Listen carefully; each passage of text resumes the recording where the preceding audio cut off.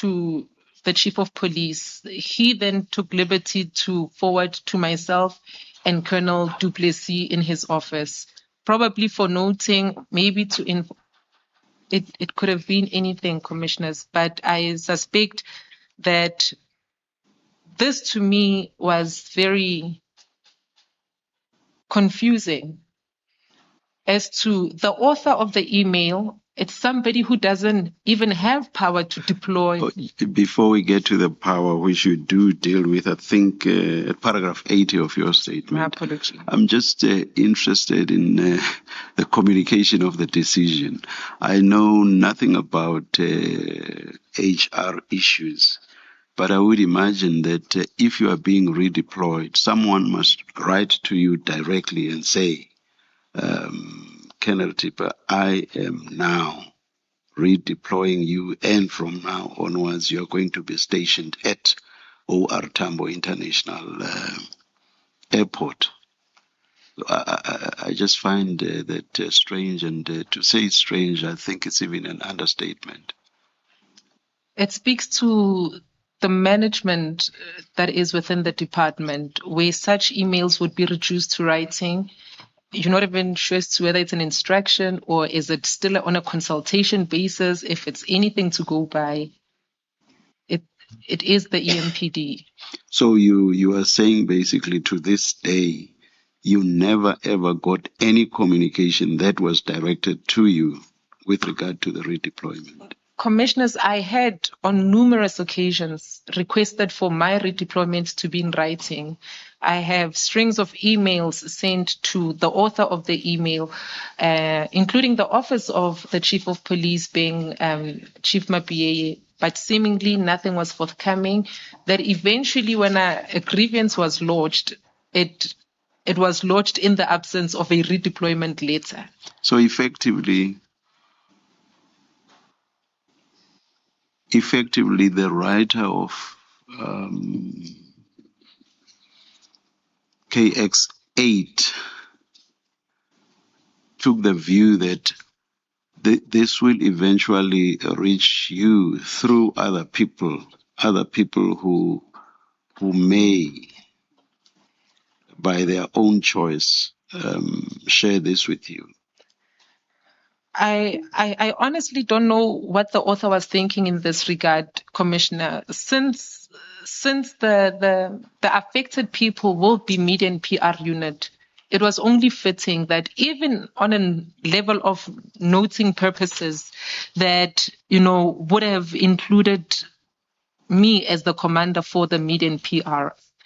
But furthermore, I see even the omission on the staff officer in the office of the chief of police, who happens to be on the same rank as majority of the recipients of this email, who was whether deliberate or erroneously excluded. But it's the communique that eventually reached us and shocked us. Yeah, because I would have thought if he was commissioner by now. Eh? Yes, he was a commissioner at this point. If Commissioner Kwanaze thought he had the power to write this, he should have written somewhere in it something to the effect that those in authority over the affected employees or officers must bring this to the attention of those officers. Something like that would have made sense at least. Let's leave aside the justification for writing it at all. True, Commissioner. Like I said, as a spokesperson, you speak on behalf of the head of department. Is it the head of department in this instance that has brought this to my attention? Yes. Has the head of department then said anything around same in saying he endorses, he refutes, he approves? No. So it was whether for noting purposes, I take it, and that I'm not just surprised and shocked the next day I'm called in to say, you go report at OR Tambo. Maybe it was the purpose, and it's a very Very challenging one, Commissioner. And what did Chief Mapia say when he shared this with you? I was shocked. I was shocked. I asked the staff officers to say, and now what is happening? Said, but furthermore, commissioners, I had seen where there was a meeting that had taken place where in attendance the city manager was there. Knowing how things are operated, nothing will be approved or done without that which would be the instruction or even the approval of the city manager. So it reads that as per yesterday's meeting with the city manager, with regards to the immediate disbandment of the media unit, so meaning the agenda point there was disbandment of the media unit. As to reasons behind given for the disbandment, it's unknown to me. Like I said, at no given point where we critiqued on the work that we had done, at no given point where we challenged or even had issues with the work that was done by the media team then within the EMPD. So from this, where the city manager had endorsed or approved or even instructed for the disbandment, I think that's when I knew that, look, Lebo, you have bitten more than what you could chew. We have come to know at this commission that the words immediate and disbandment go together. Synonymous, Commissioner.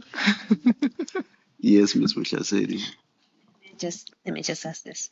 In that first line in that email, it says, as per yesterday's meeting with the city manager with regards to the immediate disbandment of the media unit, did Chief Mapia, and if not him, through your own information, ever come to say to you, or inform you rather, that that meeting, whatever meeting he's referring to, discussed the disbandment of the media unit, whether there was such a discussion as a matter of fact? You know, I can't remember because during this period, we were also having what would be awareness notification sent to members of the public where they would have their vehicles impounded to say that this is a call being made to the owners of these movable properties to come and claim. So it was a busy week where we had invited media houses and furthermore preparing for the bid with our pound section for that aspect of. But as to whether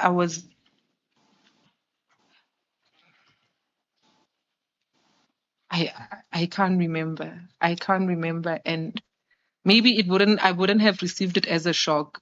Maybe again, reasons for not telling me is I don't even know the content. I could just speculate, commissioners. My apology. So as you sit now, you don't know whether, as a matter of fact, a meeting with the city manager held on the 30th of July discussed rather the disbandment of the media unit. You don't know that, as a matter of fact. I don't know if there was ever a meeting invite sent out and with the agenda points that would speak to maybe media or disbandment thereof. Yes. To the office of the chief, because that diary would be arranged by his personal assistant. I wouldn't know, Commissioner. Thank you. Thank you, Commissioner. Colonel, we're still on page 27. Are you leaving the communication? Please ask your question, Commissioner. In the annexures, the colonel's response to the email is there, so I was wondering if you're going to deal with it. I allow you to ask the question, Commissioner. I'm not sure Colonel, you were asked how the email reached you, and you said it was forwarded to you by Chief Mapia. So on page 27, I see that there is an email the following day on Thursday, 1 August 2024, where Isaac Mapia forwards the same email to you. Was that the email you are referring to? That is correct, Commissioner. Yes, and then if you go to page 24, it is now the same day, 1 August 2024 at around 14:41. I'm assuming that that is then your response to the email you've just received from Chief Mapiaye. No, Commissioner. Page 24. Page 24. Oh, no, Commissioner. So what this is I had received further media inquiries. So on the file, there's a page 26 where the Kexton group, Kexton, it's a local media group that we have in Ekurhuleni. They had forwarded this communique to me. And, I'm in no position, no liberty to respond to it due to the disbandment of the unit. I then forwarded to the office of, I think by then it was the acting chief, who was Commissioner Mkwanazi. I had forwarded to his office, who then said, I must forward it to Zweli. So I'm being redeployed to do operational work at the OR Tambo. I must further do administrative work for media and PR. So it was just confusing for me. And that's when I had said, with all due respect, exactly where am I working and what is my work precisely? So then what is that email on page 24, bottom of the page at 14:41? So it says 1st of August. Oh, okay. So it was after the inquiry came in. I write to the management. Says it has come to my attention that I keep receiving communique, even internally for media-related purposes. From the meeting held today, chaired by Deputy Chief of Police Mkwanazi, it was established that the unit was banned 2 days ago, and no engagements were made with various stakeholders. So, although the redeployment is done and received with great protest, I am humbly requesting for it to be in writing. I wish to exercise my discretion over it. Can the city please issue or notify various media houses of my redeployment that I know them, the then media team engages with them? I will be comfortable knowing that my request is receiving your utmost attention. Regards, KT. So it was in response to having been disbanded and having received further media inquiries and having an expectation to say every time a media inquiry is forwarded to you, then directed to the office of the city manager. Can we have a system then where the institution, the department, powers that be, inform our stakeholders, the media that is, in saying that, no, this person is no longer, or that we do not have a media team anymore. And as such, all correspondence will go to the office of the city manager. That's the gist of it, Commissioner. And the people you copied on this email, did they include the now Deputy Chief Mkwanazi? Correct, Commissioner. I am not finding it here. But it would have, because in essence, it's a request being put to him, and it would be again to the chief of police, to the deputy chief of police, and also the communications department in the office of the city manager, Mr. Zweli Dlamini, saying, can we have this rectified, please? Or else I'm going to be expected to do operational work, only that there's still a great expectation with media work from me. Bad. His email says the EMPD's media unit is disbarred. Yes, it does say so, Commissioner, from the Kexton group, where the questions are as follows to say, may the city kindly confirm on whether or not the EMPD's media unit has been disbarred and the reason why this is the case? And furthermore, what specific action led to the media unit disbarment? As we have been informed that it was involuntary, how long will the disbarment last? And will this disbarment not impact the local media and its operations? what impact will the disbarment have on the media unit's operation and employees? I think Caxton was correct in taking interest as one of our local media house that we have there. In essence, it covers the 3 regions of Ekurhuleni. You would have your Kempton Express, your Tembisa, belonging to the Caxton Group. You have your Brakpan Herald belonging to the Caxton Group, and furthermore, the Alberton Records in the southern region, the Germiston News in the southern region also belonging to the Caxton Group. So I think theirs was quite important in asking, what about us? Because here's this section division unit that we relied on, knowing that whatever it is we needed would refer to them. At times they even refer things that are not related to EMPD, and we just divert them to the relevant departments as such. Thank you, Commissioner. Ms. Mhlaseri, I see that it's getting close to 1 o'clock and we are still to start with another witness, as I understand. I hope you will not fight with me if I suggest that perhaps we should request the Colonel to simply read what remains of her statement, and I hope my colleagues will not ask their copious questions. I will try to keep mum. Are you fine with it? No, I'm kidding, commissioners. This is an inquiry. This is an investigation. If we must ask questions, we must. Indeed. Chairperson, I wouldn't have an objection with that proposal. Yes. It would come with one request, of course, Yes. which is that our witnesses, the line of witnesses who've come to the commission, are usually given an opportunity at the end, usually to discuss under the impact of their lives. Yes.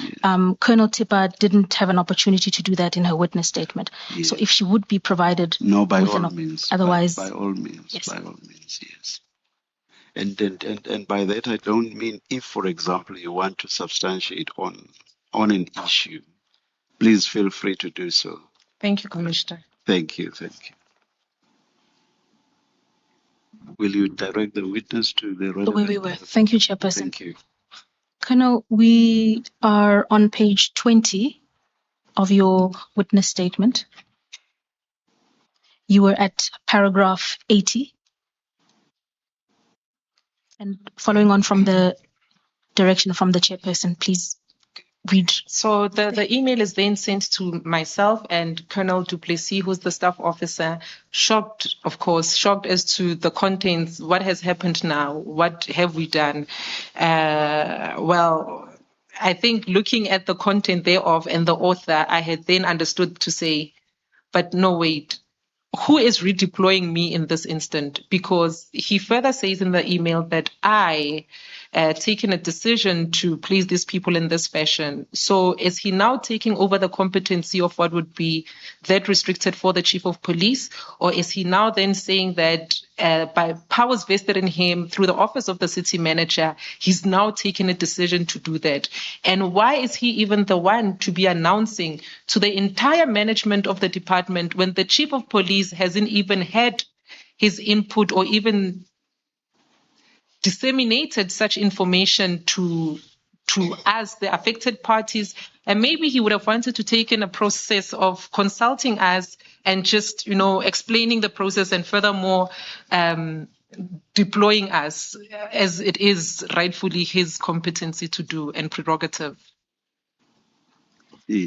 Can you then read your statement from paragraph 80 all the way to the end? And after you are done, can you then state the impact of all of this on you? So, firstly, I did not accept that Brigadier Mkhwanazi had the power to disband the media unit. Secondly, he didn't have the power to redeploy us as EMPD officers.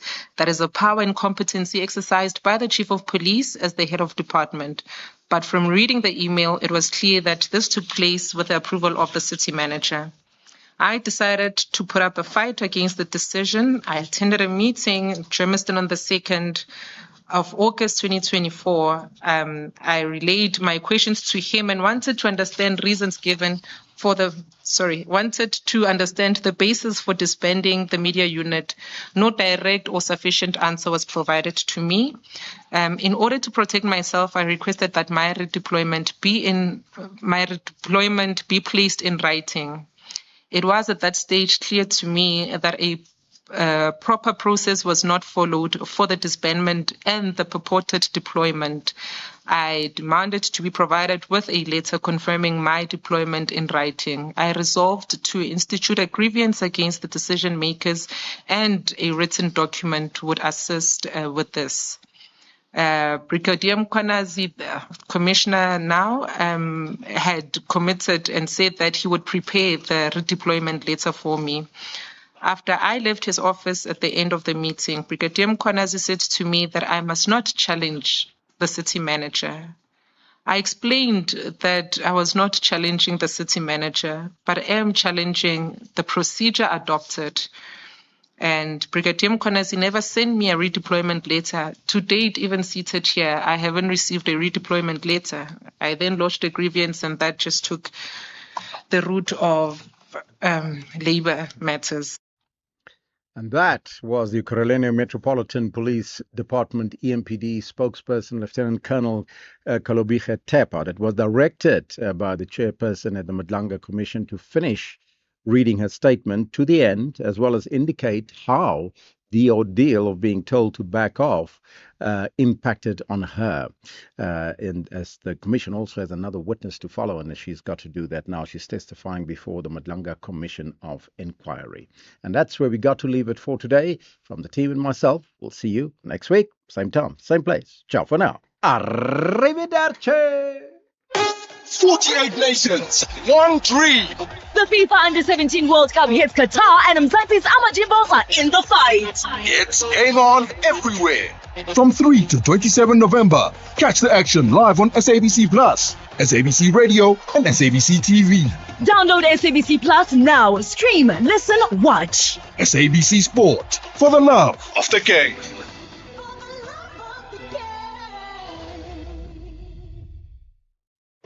It's Black November at MTN. A whole month of great deals. Get a 100 gig MTN mobile internet Ruby plan, now just $319 per month for 12 months. And for just 20 Rand extra per month, add a 4G pocket router and connect up to 10 devices. Plus get a free 10 gig startup bundle, redeemable on the MTN app. So don't miss out. Visit an MTN store or mtn.co.za now. T's and C's apply. Today, we make moves. MTN. It's my turn to host Christmas again. Another year of Mama Zala bringing her fancy pots with see-through lids because mine don't cook right. And after I've sweated in this December heat, someone will still say Gogo's homemade custard was better. It's okay. I won't tell them she got it from Spa. Ah, shame. And the kids only get to see her once a year, and watching them together makes it all worth it. Make Christmas magic together with Spa.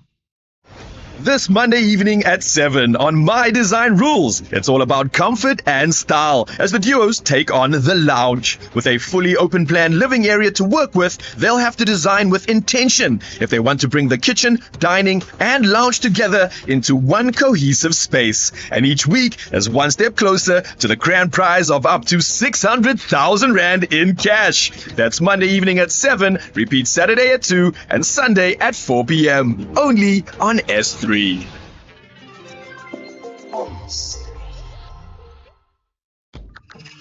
Access to the internet is vital for any country to grow.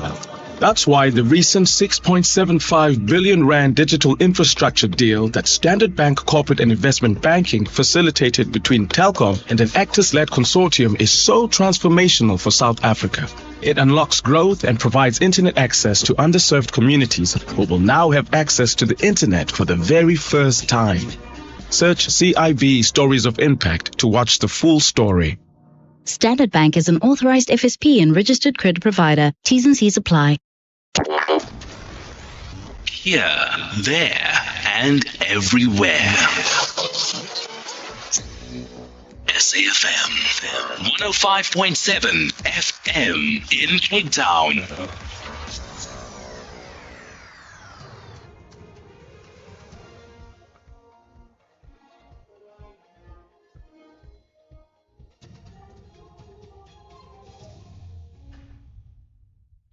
On the top stories, the Madlanga Commission hears of smear campaign against Tiba and weather warning for most parts of the country. For SAFM News, I am Onde Lambana, and a very good day. The Ekurhuleni Metro Police spokesperson Kelebogile Tiba has testified about how she was told to back off when she proposed an integrated communication strategy in dealing with the Blue Light saga. The commission has heard that controversial businessman Vusumuzi Kat Matlala's vehicle were fitted with EMPD blue lights irregularly. Colonel Tepa says the response came from the office of the city's manager spokesperson Zweli Dlamini. The blue light saga is again at the center of the Madlanga Commission, which is looking into allegations of criminal infiltration in the criminal justice system. Tibo's evidence is being led by Advocate Ufense Mutlasedi, says her proposal of an integrated approach would ensure that all departments did not have conflicting statements. Questions required technical response, and the office of the city manager could quickly assist with directing that a proper response be obtained from various agencies like Fleet, HR, etc. And above all, again, the seriousness of the issue also warranted a response to handle any further inquiry. Thank you, Colonel. What then was the response to your proposal? I was told to back off. I was told to back off and allow the office of the city manager to handle further media inquiries. KwaZulu-Natal police have confirmed that 2 people have been killed and 6 others injured during a shooting at the Hyam Street flats in Wentworth in the south of Durban. Details of the incident are still sketchy. Police and emergency services are at the scene. Advocacy group Gun Free South Africa says firearms are now leading weapons used to kill women in the country, with the proportion of women shot and killed reaching the highest level ever recorded. This follows the killing of 5 women who were shot dead in Cape Town in just 4 days. The organization's executive director, Dr. Stanley Maposa, says if the perpetrator in an abusive relationship owns a gun, the chances of being shot dead are 5 times more likely.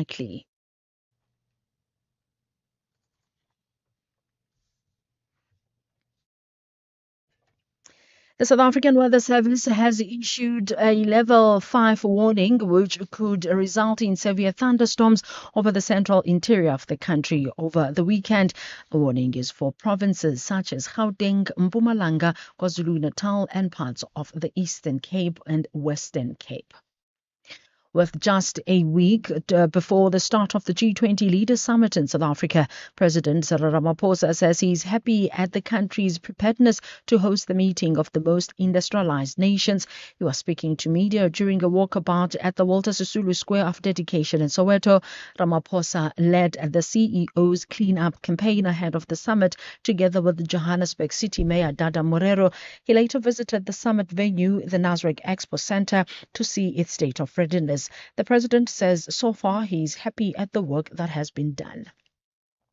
And KwaZulu-Natal police have confirmed that 2 people have been killed and 6 others injured during a shooting at the Hyam Street flats in Wentworth in south of Durban. Details of the incident are still sketchy. Recapping the top story, the Madlanga Commission has heard how suspended Ekurhuleni Metro Deputy Police Chief Brigadier Julius Mkhwanazi tried to smear the name of EMPD spokesperson Colonel Kelebogile Tiba. I'm Onde Lambana for SFM News Headlines at 1:30. Extraordinary is built on innovation, and Vodacom Business is leading the way. Cloud that scales with your business. Security that earns trust. AI for smarter, faster decisions. IoT that connects systems and people. And connectivity that bridges every gap. With these technologies working together, Vodacom Business is helping to build a better connected, future-ready South Africa. Visit vodacombusiness.co.za. Together, let's build the extraordinary. Vodacom Business, further together. This November, SAFM proudly presents the 3rd annual lecture. And as the Freedom Charter says, no legitimate government could claim authority unless it is based on the will of the people. And I think sometimes people forget that. SAFM invites you to our 3rd annual public lecture delivered by Chancellor of the Nelson Mandela University, Dr. Geraldine Fraser-Moleketi. The theme of the lecture is Confronting Inequality, Corruption and Unemployment, Rebuilding South Africa's Social Contract for Inclusive and Sustainable Growth. The lecture will take place on the 27th of November 2025 at the Indaba Hotel, Spa and Conference Center in Fourways, Johannesburg. Secure your seat by emailing us at rsvp@safm.co.za.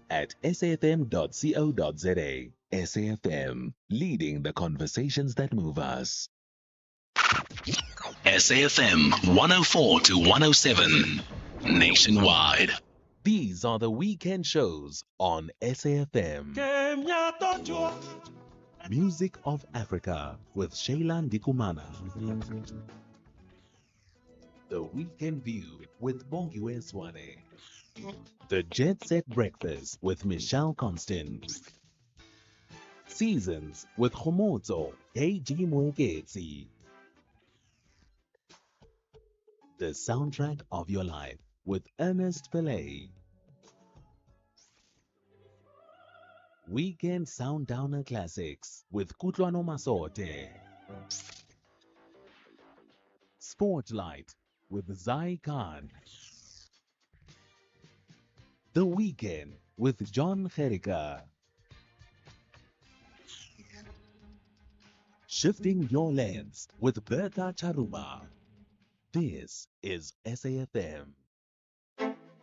This November, SAFM proudly presents the 3rd annual lecture. And as the Freedom Charter says, no legitimate government could claim authority unless it is based on the will of the people. And I think sometimes people forget that. SAFM invites you to our 3rd annual public lecture delivered by Chancellor of the Nelson Mandela University, Dr. Geraldine Fraser-Moleketi. The theme of the lecture is Confronting Inequality, Corruption and Unemployment, Rebuilding South Africa's Social Contract for Inclusive and Sustainable Growth. The lecture will take place on the 27th of November 2025 at the Indaba Hotel, Spa and Conference Center in Fourways, Johannesburg. Secure your seat by emailing us at rsvp@safm.co.za. SAFM, leading the conversations that move us. The Full Circle with Bridget Masinga, Monday to Friday, 1 to 3 p.m. Alrighty. Good afternoon and a hearty warm welcome to you. It is a Friday, gearing up to wrap up the week from our end. It's going to be yet another short but sweet show today. You know how we do it because we have to take that Madlanga Commission live. And today we're hearing testimony there from the EMPD spokesperson, Lieutenant Colonel Tipa, who is been on the stand since the early hours of the morning. So we're going to get to that in a moment. We're going to touch base with Usbahle, who's going to tell us what we've missed over the last couple of days. And then we're going to spend the remainder of the afternoon with South African. He's a living icon. We can't say legend as yet, but icon, I think, in this case is the acceptable one. He's a brand and marketing strategist, founder of Brand Leadership, Brand Africa, and the Africa Brand Leadership Academy. He's also an author, and at this point, I think it's like 1, 2, 3, 4. Is it 5 titles? Best-selling author, even 4 titles. We're going to get to his latest book, Rooted and Rising. We spoke a little bit about this book last week, Friday, in fact, with our resident bookworm who was telling us to put it on our to-read list. So we have the author in studio today. We're going to delve into the pages of the book. Let's take a quick pause. It's just gone 10 past 1 o'clock, and then we'll come back with Usbahle Mota. SAFM 104 to 107 nationwide.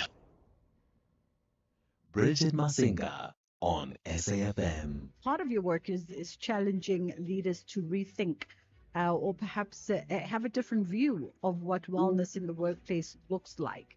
As practitioners in the wellness workplace environment, we realize that maybe just focus on wellness when we started acknowledging it as a necessity.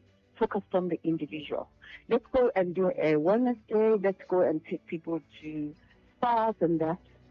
And the focus was like it's an HR thing that's like a little pimple on the face. So this conversation is requiring of us, all leaders in all stages in our environment where we work, to actually be well, to lead. Dr. Mutamang Diaho. The Full Circle with Bridget Masinga, Monday to Friday, 1 to 3 p.m. Bridget Masinga, weekdays on The Full Circle. All right, let's touch base with Usbahle Mota, who's been MIA for the last couple of days because we gave her some time off to go write some exams. Usbahle, I hope you wrote well. I did. Thank you so much, and thank you for having me on the show. It's only but a pleasure. Because we didn't really want to unpack the Madlanga Commission without you, we thought we'd wait for you to give us a review of everything that we've missed thus far this week, because it does seem like it's been yet another week of interesting and pertinent revelations. Definitely, Bridget. I think what is important about this week's testimony again, riding up quite a lot from last week's testimony, where many members have testified before the commission about blue light saga, and this week we had our deputy police chief, Reeves, who has now retired from Ekurhuleni, so testify, and subsequently we had Mr. who was more in the labor side of things with the department, and today we have the spokesperson of former so department is also testifying. So I think when it's about their is the saga of this like that was featured and lawfully sold by the Brigadier Julius Kwanazi onto the vehicle at Matala. So what they are actually testifying about is just a commentary in that the old tax certain this space from the municipal manager or the municipal manager, like Morgan Masazi, as well as the input in the department, in the pushback that they also received from Brigadier Julius Mkwanazi. And I think what is striking as well is that sources somehow abused. They didn't say the name of the leaders. I mean, even that he was like, when the police department, police so to his house, treating him like a criminal who likes an obviously this such a wrong impression because he is a criminal himself. So the weaponization of resources, state resources in the police department against those steps in it, right thing and call out the blue light saga for what it is. We also saw some very emotional testimony this morning from the colonel who is there, Gilebogile Tipa, just detailing how she was basically stalked and ultimately her life was put in danger and threatened. Definitely. So I think Gilebogile is Bridget on the back of his education for the all the emails we sent to the department or to the metro was, she's the person of to respond to, then passes them on to her superiors. And what she had found is that her clear communication, which was obviously by her superiors, put her at risk, with those who did not really accept what she was doing. I mean, at one point, she was even recalling to an investigator from IPID that who who Matala was, and she knew that she may have been compromising herself, and she recalled an event July 2023 where three men were got into a vehicle with her. The one even the pistol, and another one was to her neck. She realized this neck magnitude of her partaking in investigations against Bridget Masinga and other corrupt police clubs that actually put her life in danger. And right now, before we even I see another incident. It means that it was not only the only incident, but there were other attempts to harass the intimidation tactics leveled against. So I also share that was also starting about sort of intimidation encountered because of this life saga. Mm. And let's talk a little bit as well, Sibahle, about the 600,000 that was allegedly granted to two City of Ekurhuleni officials as some sort of a reward for ensuring that the suspended acting Ekurhuleni Metropolitan Police Department head, Julius Mkhwanazi, was actually not subjected to any disciplinary actions. And again, it's something that is unlawful and was not in line with, the sort of rules and regulations that govern the metropolitan. As it's governing, as I said, that this was something that he had come to find that, the city managers are two greatest allies, which is the deal for the HR department, as well as another person in the legal department, have done all that they could to shield Julius, Mkhwanazi from getting sent over this life saga and other additional charges that the Metro department has actually come to know about. Again, we are seeing that a lot of Julius shenanigans, whatever that he was doing, were protected by the city manager, and he actually was the one doing that sort of behavior when you are seeing that such payments will lead to the department as well as from the legal services to sort of, just give them a pat on the back for sure. I think that, and I think one of the whole takeaway is sort of relationship with with the city manager. I'm talking something that even a commanding manager who was testifying yesterday that such that whenever somebody would say farmers, people I think is serious.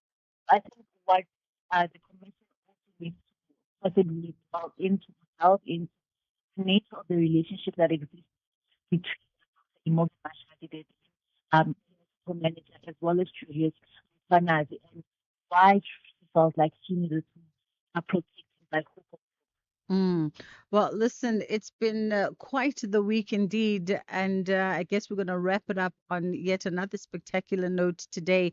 But we'll leave it there for now. Sibahle, thank you so much for the time. That was SABC News reporter Sibahle Mota, as per usual, coming through to just give us the highlights of everything that's transpired at the Madlanga Commission. We're now on day 31 as we continue with that commission.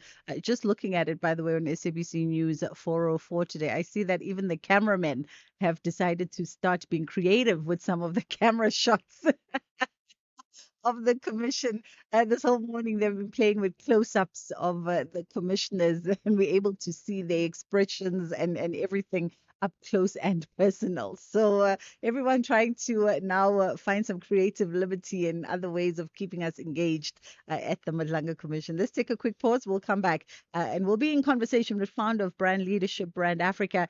And he's just initiated, by the way, something brand new, which is so awesome.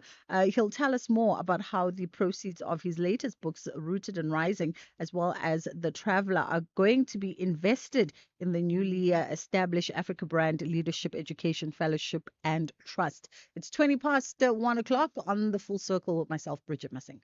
SAFM 104 to 107 nationwide. Ish, at school I was falling behind. They thought I wasn't trying, bruh. Truth is, I couldn't see well, and I felt as small as the words on the board. And then, teacher came to sit with me and realized I needed glasses. Bruh, now everything's changed. Take time to listen. With enough love and support, children don't just catch up, they thrive. Visit holdmyhand.org.za. Together, we can change their future. SAFM commemorates Disability Rights Awareness Month under the theme Celebrating 30 Years of Democracy, Creating Strategic, Multi-Sectoral Partnerships for a disability-inclusive society. SAFM supports and works tirelessly towards equity and equality for those with disabilities. Empowerment is key. Let us break the barriers and improve the quality of life for those with disabilities. Our efforts towards a better life for those with disabilities can only be impactful when we do so together.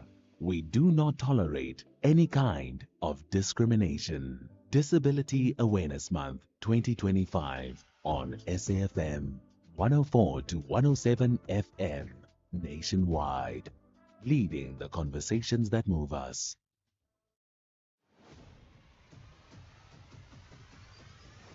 Bridget Masinga is streaming live now on Facebook, YouTube, and X at SAFM Radio. We are in studio with Tebe Ikalafeng, founder of Brand Leadership, Brand Africa, and the Africa Brand Leadership Academy, and author of The Traveler and Rooted and Rising. He's now a 4-time author, by the way, best-selling, as he's so corrected me. Congratulations. Thank you so much. Well, it's not a correction. It's just the truth, statement of fact. How I love it for you. Okay, let's start on, some might think it's the frivolous, but it's not really. Because I always want to get a sense, with each bit of success, how does that sort of reshape your perspective, or does it make a difference somehow, especially when you've had such a long and illustrious and successful career such as yours? Well, I think every time you move away from your comfort zone and every time you add another layer to who you are and what you've done and where you've been, obviously it changes, you change as well. Yeah. So I've changed a lot over time, and that change I try to reflect in many ways. But I measure myself not so much in terms of where I'm going, but in terms of how impactful I am, how meaningful my life is, not just to myself, but also to people around me and my village, my community, my people. Because, L. Ron Hubbard said so beautifully that at the end of our lives, the founder of Scientology, he said, at the end of our lives, we're going to be asked 2 key questions. The first question we're going to be asked is, did you do the things you're meant to do first? And second, did the people who knew you think your life was worth living? And as you get older, and as you move around, those questions become more urgent. You begin to ask yourself that, you've been around, you've done this. Yes, they've written about you, they've given you awards and all those. But has it mattered? Not to you only, but to those who look to and up to you.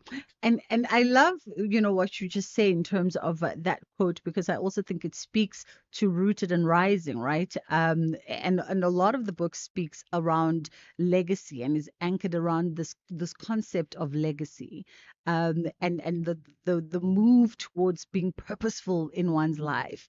And oftentimes people will go, well, is legacy something that you move consciously creating every day, or is it something that is reflected posthumously without you, sort of being aware that you were creating and building a legacy?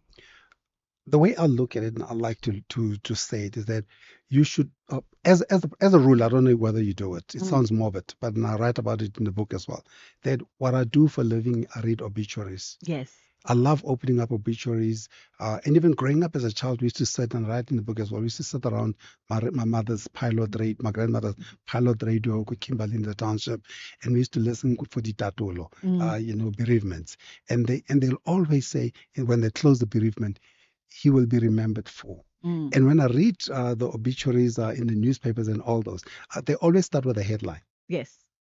A X and Y and a Z. And then they close off. He will be remembered for having done A, B, C, or D. So I always say that start your life with an obituary and then start living towards it. So write your obituary right now, because your obituary is your legacy. So you ask yourself the questions: how will I be remembered? And will my life have mattered? Because all of us are going to be remembered for something. Some of us are going to be remembered for being delinquent fathers. Some of us are going to be remembered for having changed the world. Some of us are going to be remembered for many reasons. So you must ask yourself the question, is that how you want to be remembered? And it's never too late to change. I found that so interesting, by the way, in the book, because and you give examples also of obituaries for folks and famous folks and the headlines that came with them. Muhammad Ali, Yes. Nelson Mandela. So I did a range. And what I did in the book, because the book is a Pan-African book. Mm. So whereas The Traveler was my story, my memoir, I was reflecting on how I experienced the continent and what I've learned about the continent. In Rooted and Rising, I'm looking at how us as Africans can reclaim our culture and also redefine our global influence as people. Mm. So and I used multiple examples, both of the diaspora as well as of indigenous Africans. And when I look at that, for example, you talk about, I look at Muhammad Ali, and you know, Muhammad Ali always said he's the greatest. Yeah. And he lived up to it. He worked for that. And when he died, all the papers said the greatest. Mm. And everybody agreed, nobody disagreed. And when you look at Nelson Mandela, I think they said what is a prisoner protester and yes, statesman. and yes, correct. Nobody disagreed. When Mugabe died, there was a sense of disappointment on what you could have been, and nobody disagrees. Mm-hmm. So I think part of what we need to do as individuals, as human beings, is to ask ourselves the question that when they write your obituary. But I think anyway, like I've said, I think you must write your own obituary, because I don't want to be having fights at the I don't want to wake up in the middle of my corpse, my coffin, and then says, that wasn't. Why you have to put in my 10 children that I made outside? Focus on the positive, because you know, us Africans, we like to say things like, do not speak ill of the dead. So when can the dead speak well of themselves, so that when we died, there is no arguments about who they are? So profound. Tebe joins us now. We are talking Rooted and Rising, reclaiming our culture and redefining our global influence. And this is both a book about a personal and continental call to action, and it urges Africans to reclaim cultural confidence, re-anchor their identity in ancestral wisdom, and redefine their global presence on their own terms. And I've got to ask, because I mean, you answer to so many sort of labels, if I may say that, for lack of a better word, right? You're a marketer, you're a communicator, you are an author, you're a scholar, you're a teacher. There's so much that is to you. So when you write Rooted and Rising, in essence, who are you writing it for? Very good question. I wrote the book for the African who's looking to come back home to themselves. I wrote the book for the non-African who needs to understand us, how we make decisions, how we do things, how we live. So, for example, the central part of Rooted in the beginning, as you've seen, is when you meet an African, an indigenous African, when let's meet a non-African, a Westerner. When they meet you, they say, Bridget Masinga. They're like, oh, what you do? They immediately go on to the transactional. Are you with me? Like, what do you do when you meet an African? They're like, Bridget Masinga. Masinga. Which Masinga are you? Because when we meet each other, we meet our roots, we meet our lineage. It's a relational meeting. So I want to place you, I want to see which village are you from, because all of us are villagers, because we want to make connections, want to understand how we connect.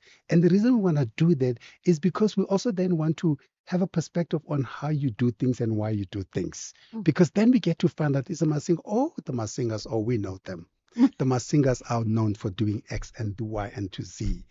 And then you're like, that's my grandfather. They're like, yes, the Masingas have got the school and they built this thing. Because when we meet each other, we meet our communities, we meet our villages, we meet our families, we meet our legacies, we meet what made us, or who made us rather, instead of I guess in the Western culture, what made you, others who made you. That's who we meet.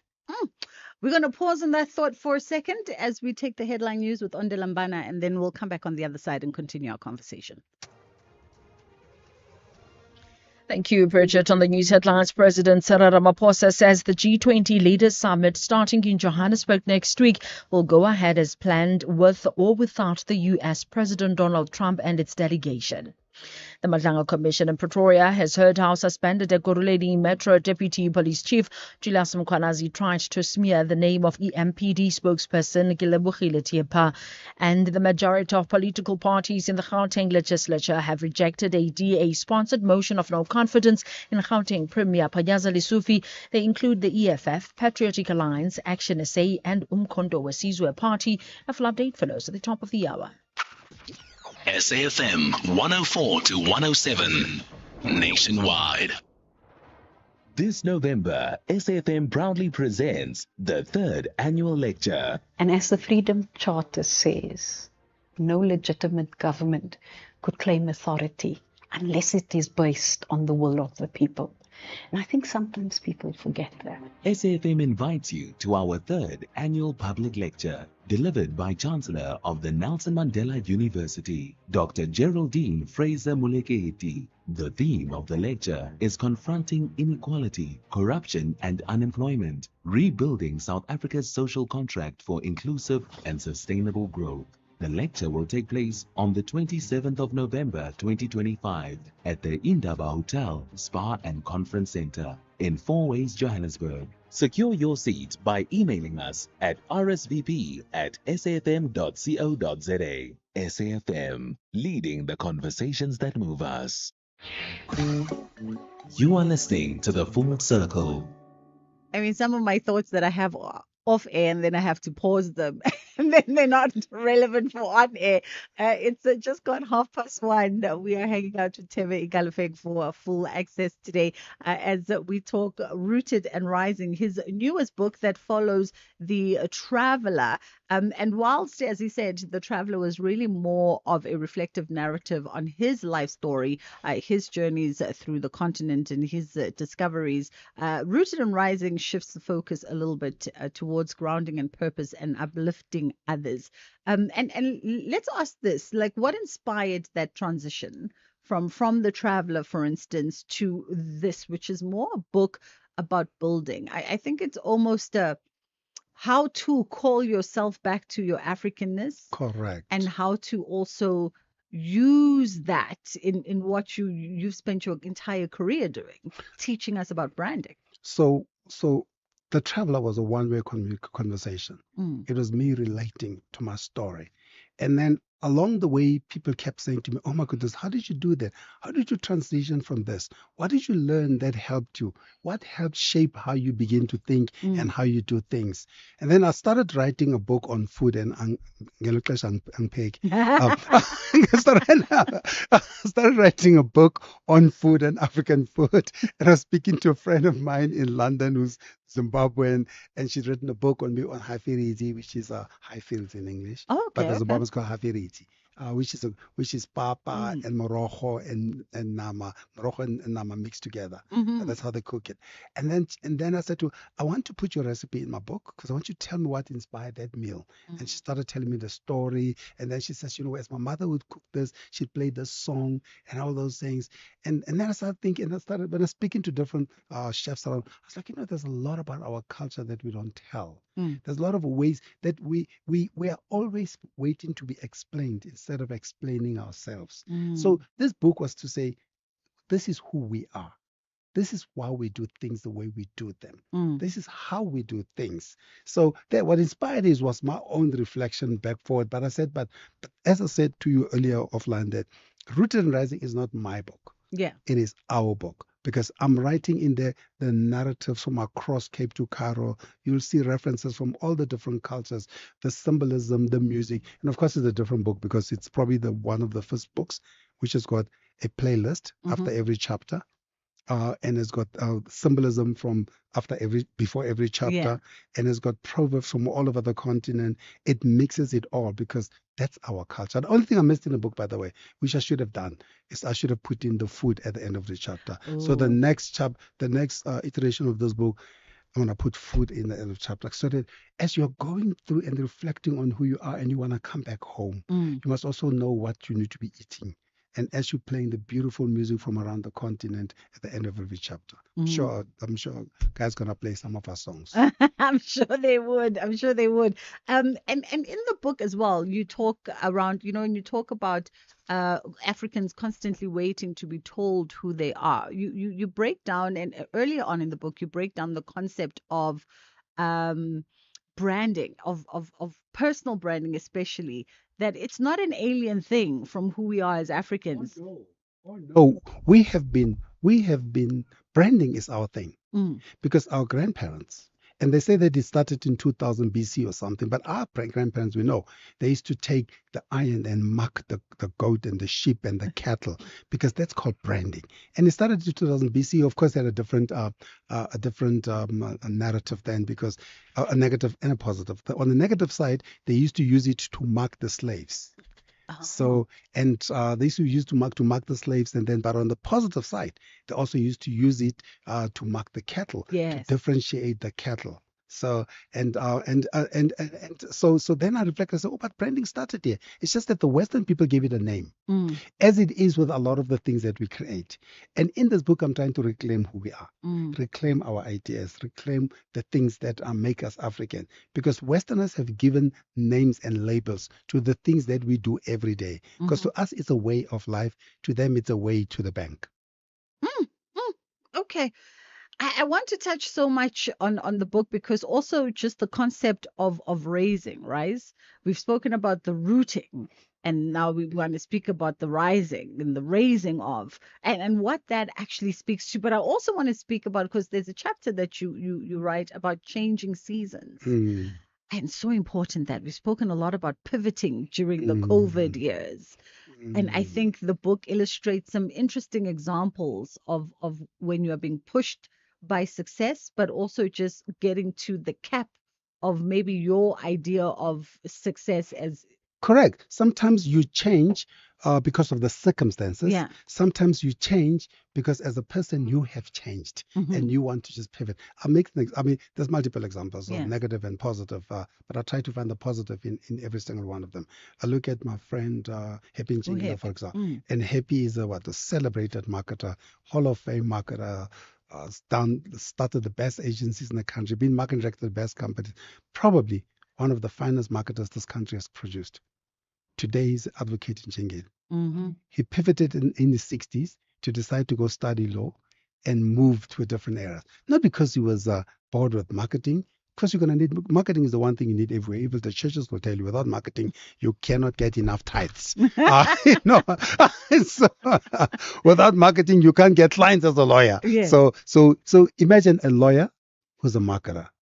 Pivot, right? And of course, sometimes the circumstances change, change who you are, and then you have to say, how do I pivot from this? How do I change from these changing seasons? How do I become the person I could have been, or the person I can be? You also use the example of Hoover there. I've never thought about it, by the way, that the circumstances can literally lead you to your greater purpose or to something far greater than what you thought might have been. Like President Hoover, you talk about, and before he became a president, people used to sing his praises like they do about us. Because remember your teacher used to say, "Oh, Bridget, you're gonna be the best president of this country. You're the next best thing that's gonna happen in this country." And that happens to all of us. They tell us, "Oh, you're gonna change the world." So Hoover was the same thing as well, and he did. And they used to say, matter of fact, the quote that was said about him is that he must run for presidency. He will be the best thing that ever happened to this country. He became a president and was an absolute disaster. We've got examples like Kaya, but let's not keep going there. And it became a disaster of a president. And they said when they wrote about him just after he left, a case study on how not to become a president. And he then lived for the next 30 years. In the 30 years, he reimagined himself. He said, how can I use the position of having been a president to become a more impactful person? With the Boys and Clubs of America and all those, started looking at how he can be more impactful in community. When he died, before he died at the age of 90, they named streets after him. They named institutions after him. And they interviewed him at age 90. They said at age 90, Your presidency was a disaster. Mm. How did you turn it around to become the person now everybody references? And he said, I outlived the bastards. There we go. I mean, we fast run out of time, Tebe, as you can see my clock counting. But in our last minute and a half, and we're going to play your song when we come back from the ad break. One of the songs in the book has got beautiful songs every chapter. Yes, well, I think we're playing Salif Keita after this, but I want you to sort of surmise for us what you hope readers take away from this book. People have said to me already, remember the book just launched last week? Nationally, across all retailer, it's already in the top 5. Just launched last week. It's going to be number 1 very soon. Anyway, we only do once or nothing less. There we go. And I think what people are going to take out of this, they're going to find a manual, if you will, to come back home.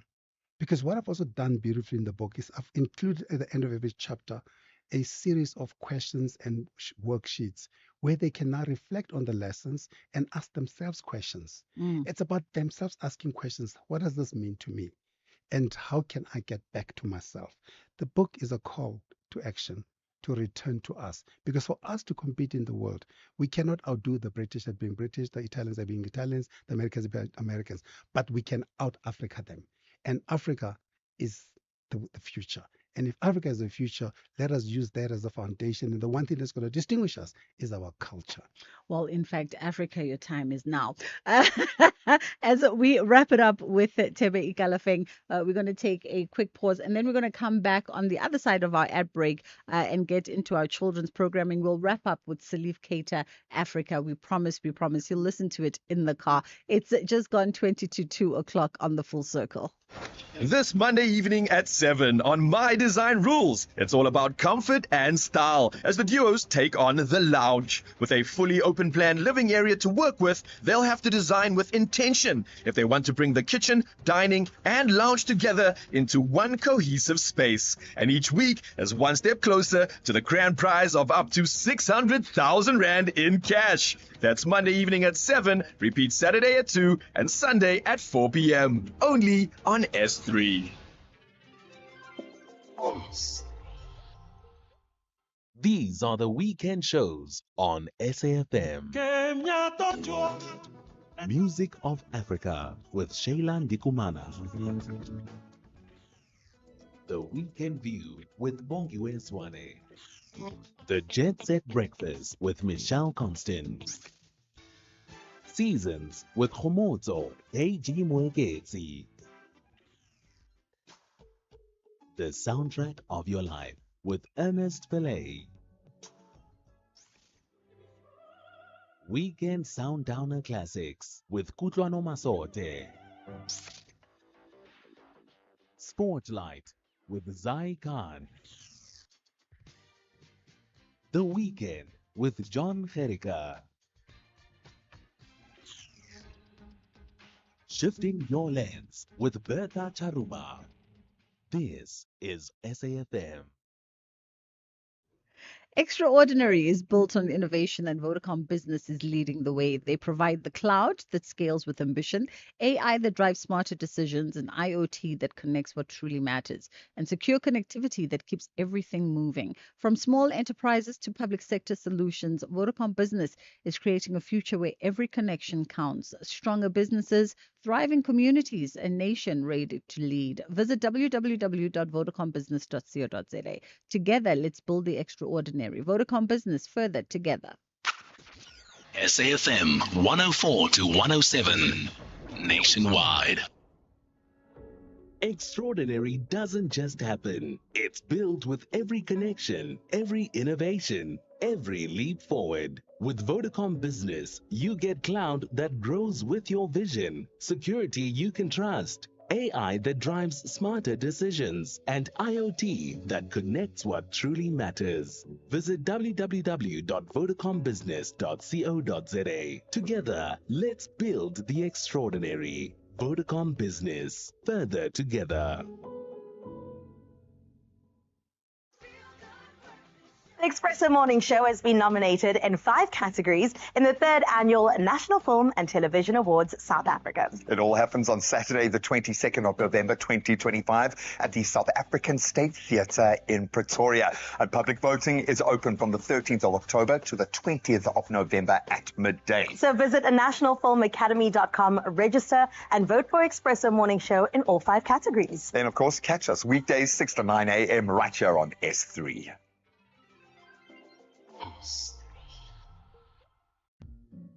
Tune in to the soundtrack of your life with Ernest Pillay on 15 November 2025 from 1 to 4 p.m. as we broadcast live from the Speakers Firm 2025 Book Roundtable Series with Professor Bonang Mohale, Chancellor of the University of the Free State.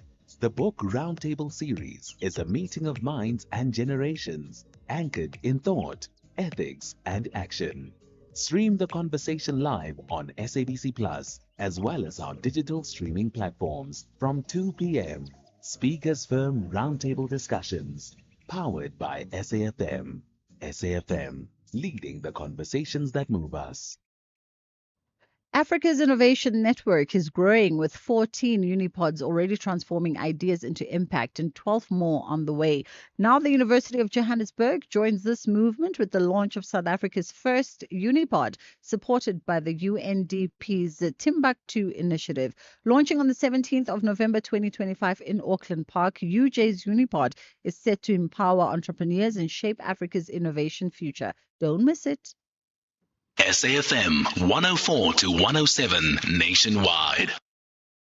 Bridget Masinga on SAFM. Part of your work is challenging leaders to rethink or perhaps have a different view of what wellness in the workplace looks like. As practitioners in the wellness workplace environment, we realize that maybe the focus on wellness, when we started acknowledging it as a necessity, focused on the individual. Let's go and do a wellness day. Let's go and take people to spas and that. And the focus was like it's an HR thing that's like a little pimple on the face. So this conversation is requiring of us, all leaders in all stages in our environment where we work, to actually be well, to lead. Dr. Mutamang Diaho. The Full Circle with Bridget Masinga, Monday to Friday, 1 to 3 p.m. This program is brought to you by SABC Education, enriching minds, enriching lives.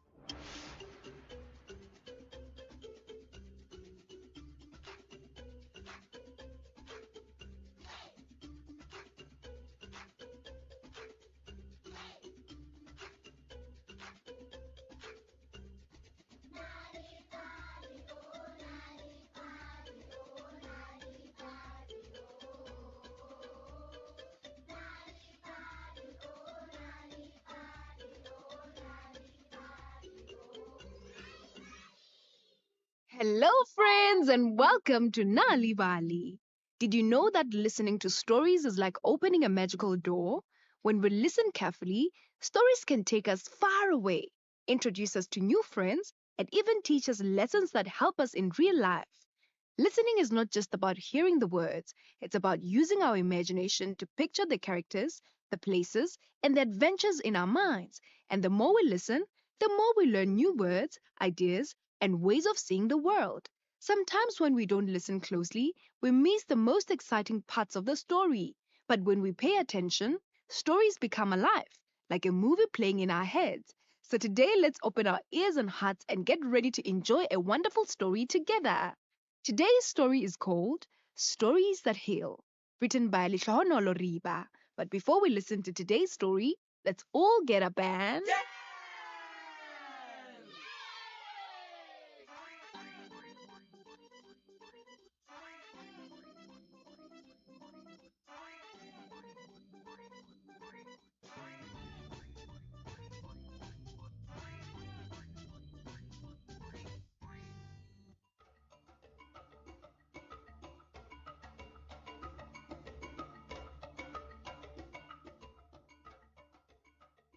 The marula tree that stood on the little hill was a very special tree. It was where the children gathered every afternoon to listen to Gogom Kiza's stories. After school, the children will hurry home to do their homework and chores. When all their work was done, they would rush to the marula tree where they would find Gogom Kiza patiently waiting to tell them a story. Each child had a special place under the marula tree where they always sat and listened to Gogo's stories. Gogom Kiza had many stories. When the children felt sad, Gogom Kiza's stories cheered them up. When they felt ill, her stories made them feel better. And when they felt like crying, her stories brought back their smile.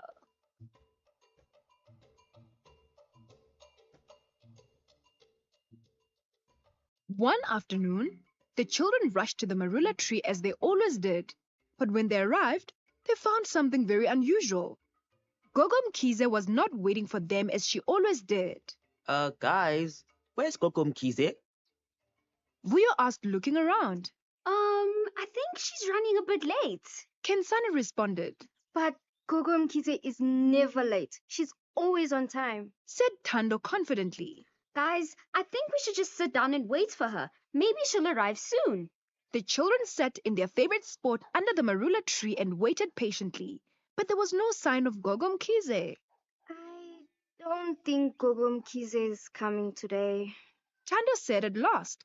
She sounded very disappointed. No, guys, let's wait a little longer. Perhaps she'll arrive soon, said Kensani. Oh, I hope she really does. I really need one of her stories today, you know. You see, I got a bad mark on my spelling test, and only Gogom Kiza's stories will cheer me up. So the children waited under the marula tree in the hope that Gogom Kiza would arrive. They waited and waited and waited, but there was no sign of her.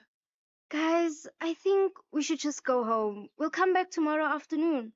I'm sure Gogom Kize will be here by then, suggested Tando. No, but I really needed to hear one of her stories today, said Vuyo. He looked very upset. I have an idea.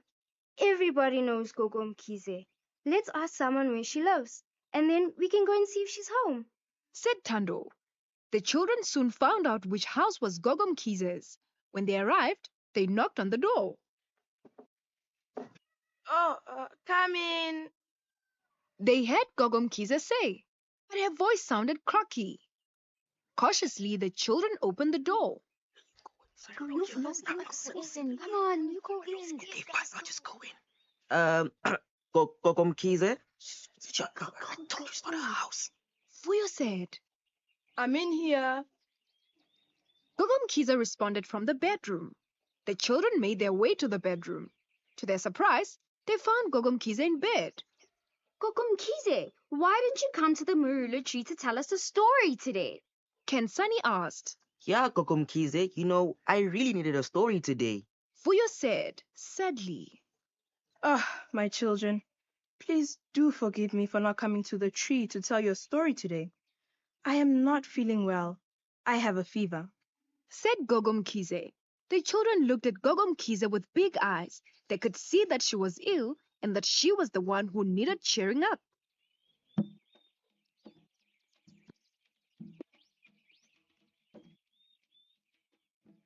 Then Tando's face lit up when she had another idea. Gogom Kize, when we feel sad, your stories cheer us up. When we feel ill, your stories make us feel better. When we feel like crying, your stories bring back our smiles. I think we should share the stories you told us with you, and maybe they will make you feel better too, Tando said. All the children thought it was a very good idea. I agree.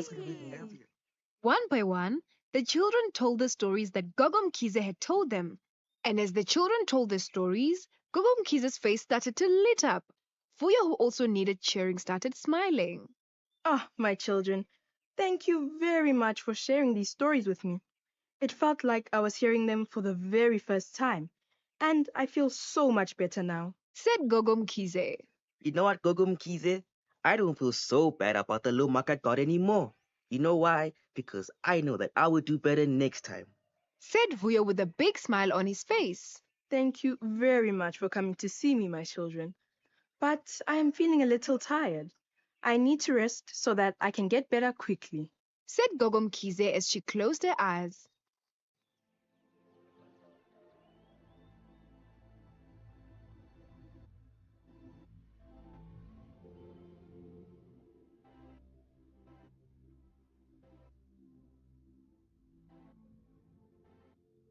The children tiptoed out and closed the door quietly as they left. They all felt happy because they knew that their stories had made Gogomkiza feel better. They knew she would be back under the marula tree soon with many more stories to share.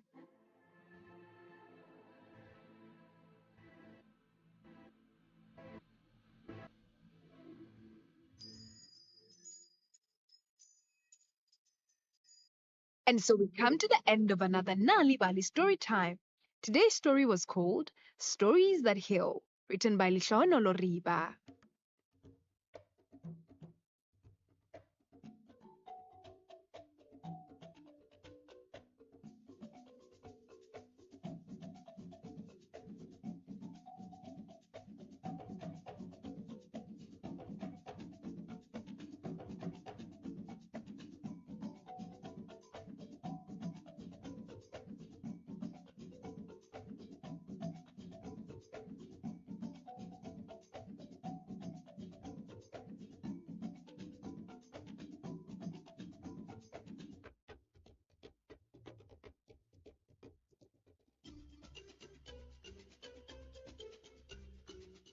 Did you know that reading and telling stories to children at home can help them do better at school?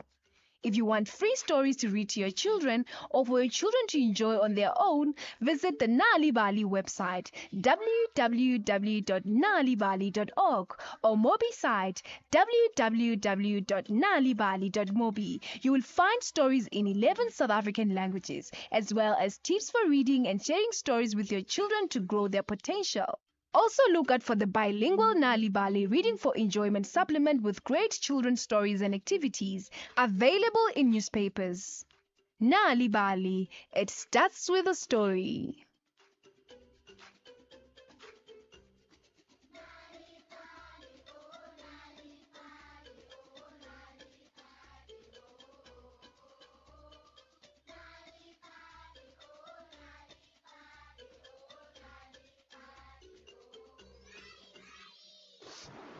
This program was brought to you by SABC Education, enriching minds, enriching lives. SAFM 104 to 107 nationwide.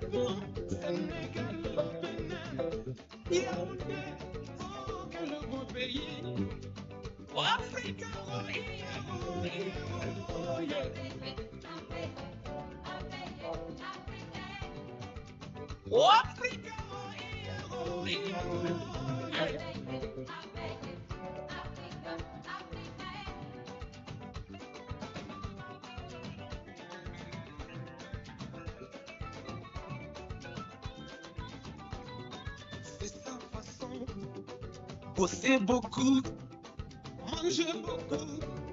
Oh, Africa, c'est ça sans fort. Mangez beaucoup.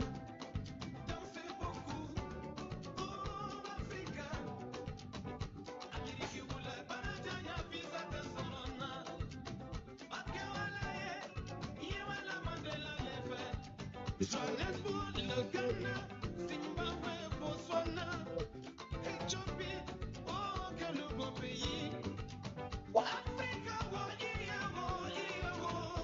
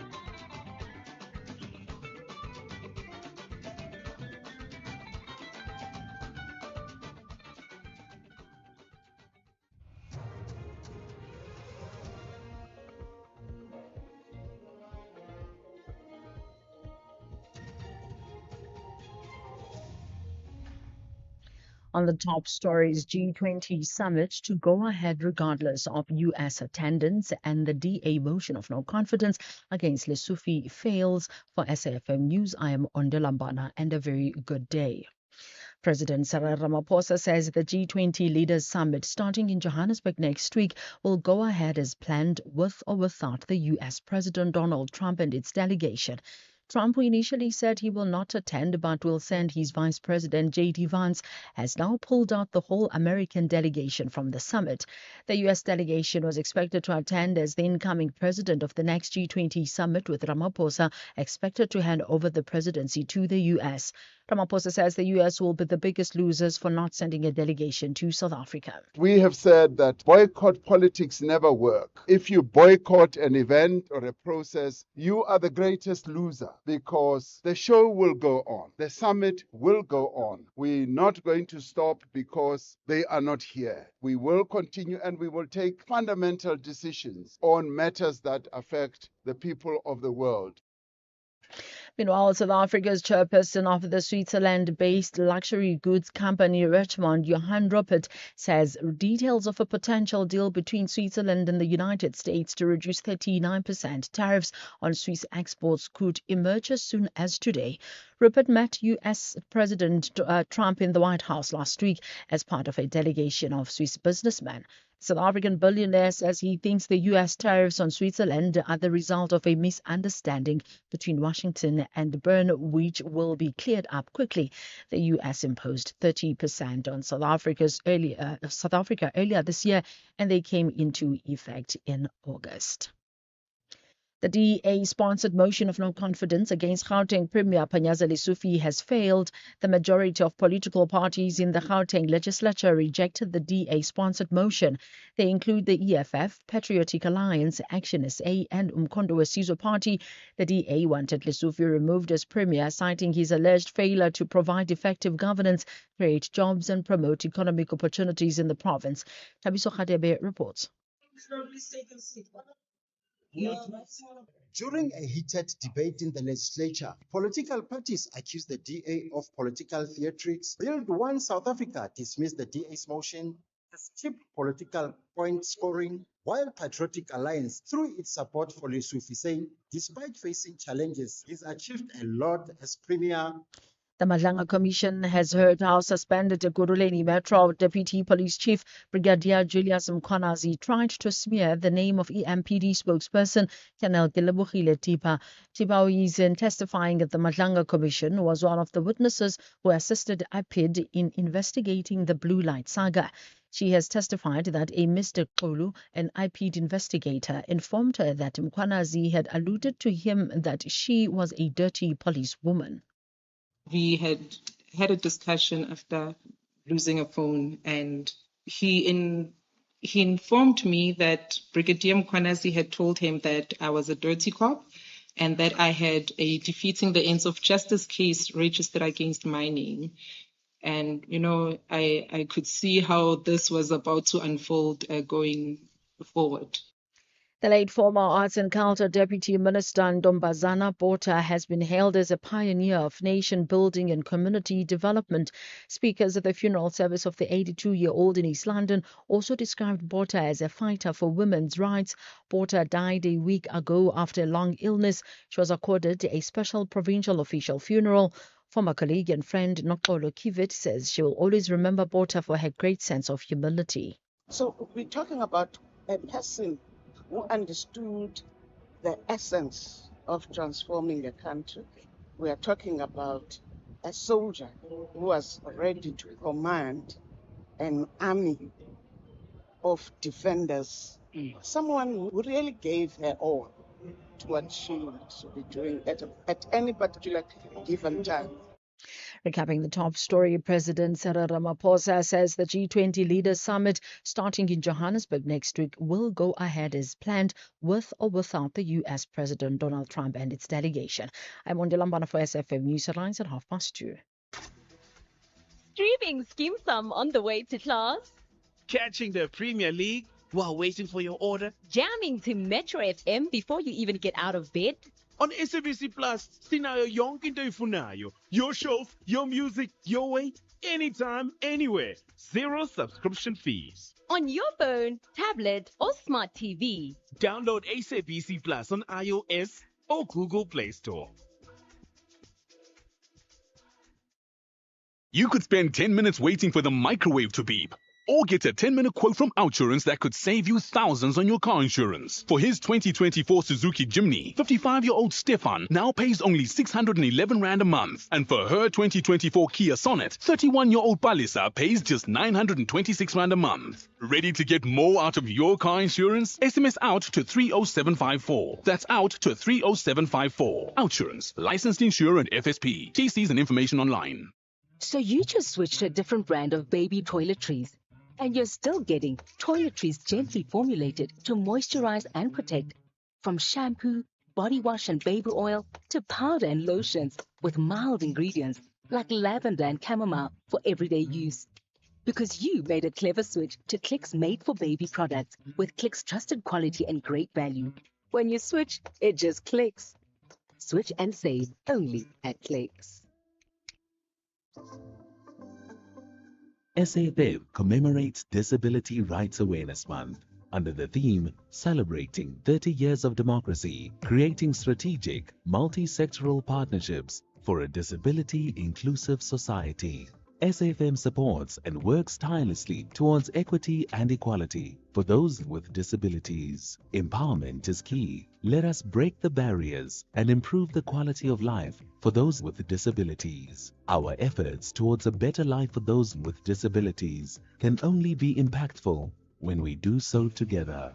We do not tolerate any kind of discrimination. Disability Awareness Month 2025 on SAFM 104 to 107 FM nationwide, leading the conversations that move us.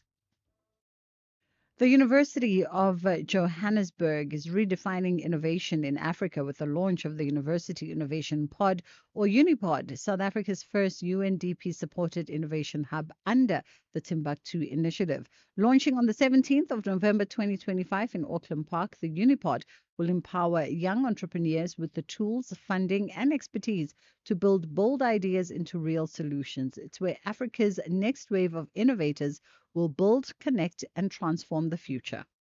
SAFM 104 to 107 nationwide. Attention everybody. Diabetes affects millions of people in South Africa. Akwele is inviting everyone to unite for a healthier tomorrow. Our mission? To beat diabetes together. How? Get tested. Choose water. Eat healthy. Get active. Every bottle of Akwele natural spring water you buy makes a difference. Together, let's beat diabetes. Afternoon Express is proud to be nominated in multiple categories at the 3rd Annual National Film and TV Awards taking place on Saturday, the 22nd of November. And you can add your voice by voting. Visit nationalfilmacademy.com, register and vote for Afternoon Express in the Best Entertainment Show category, Palisa Tembe for Best TV Presenter, and myself, Ayanda Jitabete, for Best Female TV Personality and Celebrity Personality of the Year. Voting closes on the 20th of November at midday.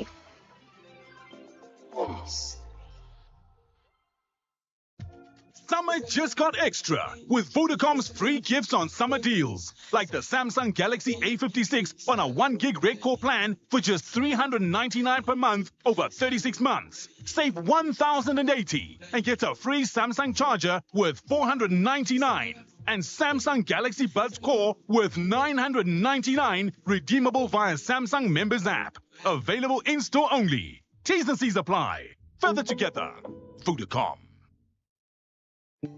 The Full Circle with Bridget Masinga, Monday to Friday, 1 to 3 p.m.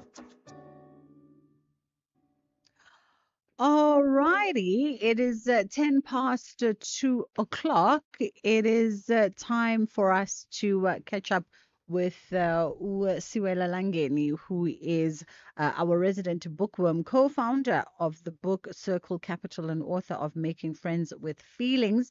And we're talking the latest books for us to add to our summer reading. We're also going to be chatting to Ukwezi Mabunda, who is the author of Unbothered, Teens Guide to Emotional Intelligence and Resilience. We spoke a bit about this book with Usiwela. I can't remember, Siwela, if it was last week or the week before. How are you doing today? I'm good, thanks, and you. Thanks. Yes, we spoke about this book last week. It was last week. Okay, Yes. I'm looking forward to unpacking it a little bit further with Ukwezi. Today is the day for books, by the way, because I don't know if you were able to dip into the show in the first hour. We just had Utebe Igalefeng talking to us about rooting and rising. And just unpacking a little bit some of the ideas and concepts around culture, identity, and where it all segues with branding. And this is a book we spoke about as well in the last recent weeks. I mean, every Friday is now bleeding into each other in my mind. Yes, and I suppose that's how it should be, when this mental equity for books every week. And thanks to you and the whole team at SAFM for prioritizing like this and making sure that they remain top of mind to your listeners. Oh, no, it's only but a pleasure. So, what is on the cards for us today?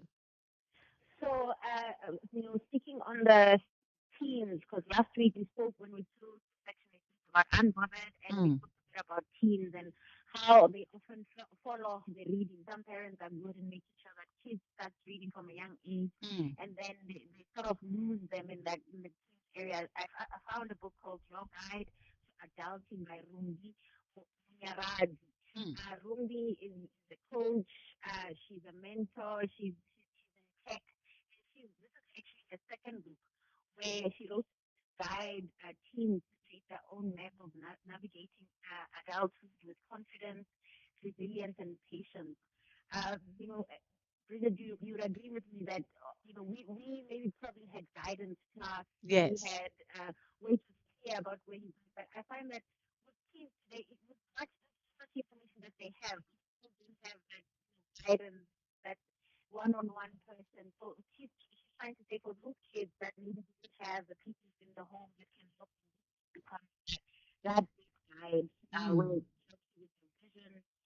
It helps particularly when you're finishing high school and you're about to go into varsity.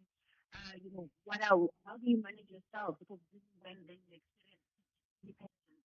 You're managing your time, managing, and communicating your expectations from your lecturers, maybe and then that relationship, how you navigate relationships with friends, relationships with maybe schoolmates, maybe even you're getting into your own relationship. How do you manage that while still becoming who you want to be? And I think that's the reason October, which is a month for mental health, it also touches into issues of mental health. What are some of the things that can cause you that anxiety that you find yourself not coping with your workload and varsity? on in connecting to what you're going to talk about with crazy, but just highlighting that this one is more around career, around managing yourself around the time and the stuff you want to achieve and the type of people you want to attract as you learn this year in whatever career you've chosen. I mean, like I said, when we were chatting around Unbothered, is that I love the fact that we're starting to see more of these almost how-to type Yes. books for teenagers, adolescents, whatever you want to call them. Because I think it's also necessary conversation starters, more so for us as Black Africans. Intergenerationally, there's been a struggle in how do you begin this conversation. Yes, And I think these books can help. yes, absolutely. So I mean, as we getting better, we see that we unfortunately our parents maybe they were, they were bogged down by literally struggles. Where we come from a time when their movements were being policed, when they left home very early in the morning. So these conversations necessarily happen, and a lot of were not being modeled at home because people were not there. They were going to just try and eat a living somewhere. So now that we can have these one-on-one conversations around our table, these books help in sparking those conversations. We know that we still struggle to talk about money. We still struggle to talk about mental health. We still struggle to talk about, just, uh, uh, lots of secrets. We still talk about secrets. Yeah. Remember, Frederick's of Love of the book. Families. So hoping that this book becomes a conversation starter.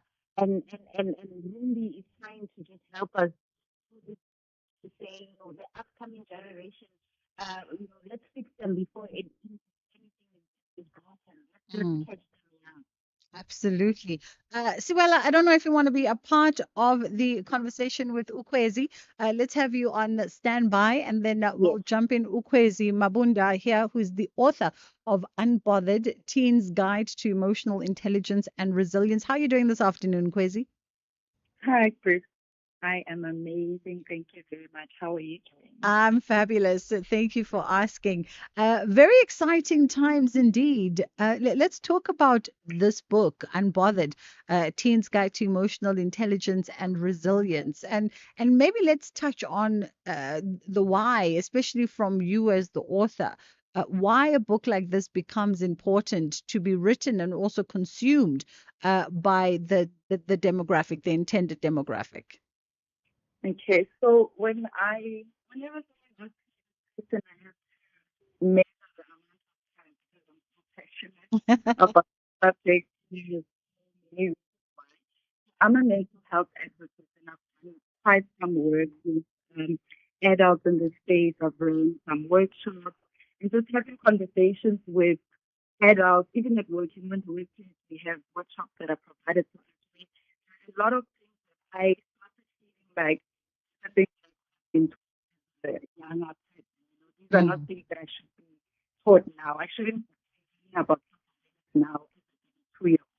This is something that I could have been given a foundation on when I was younger.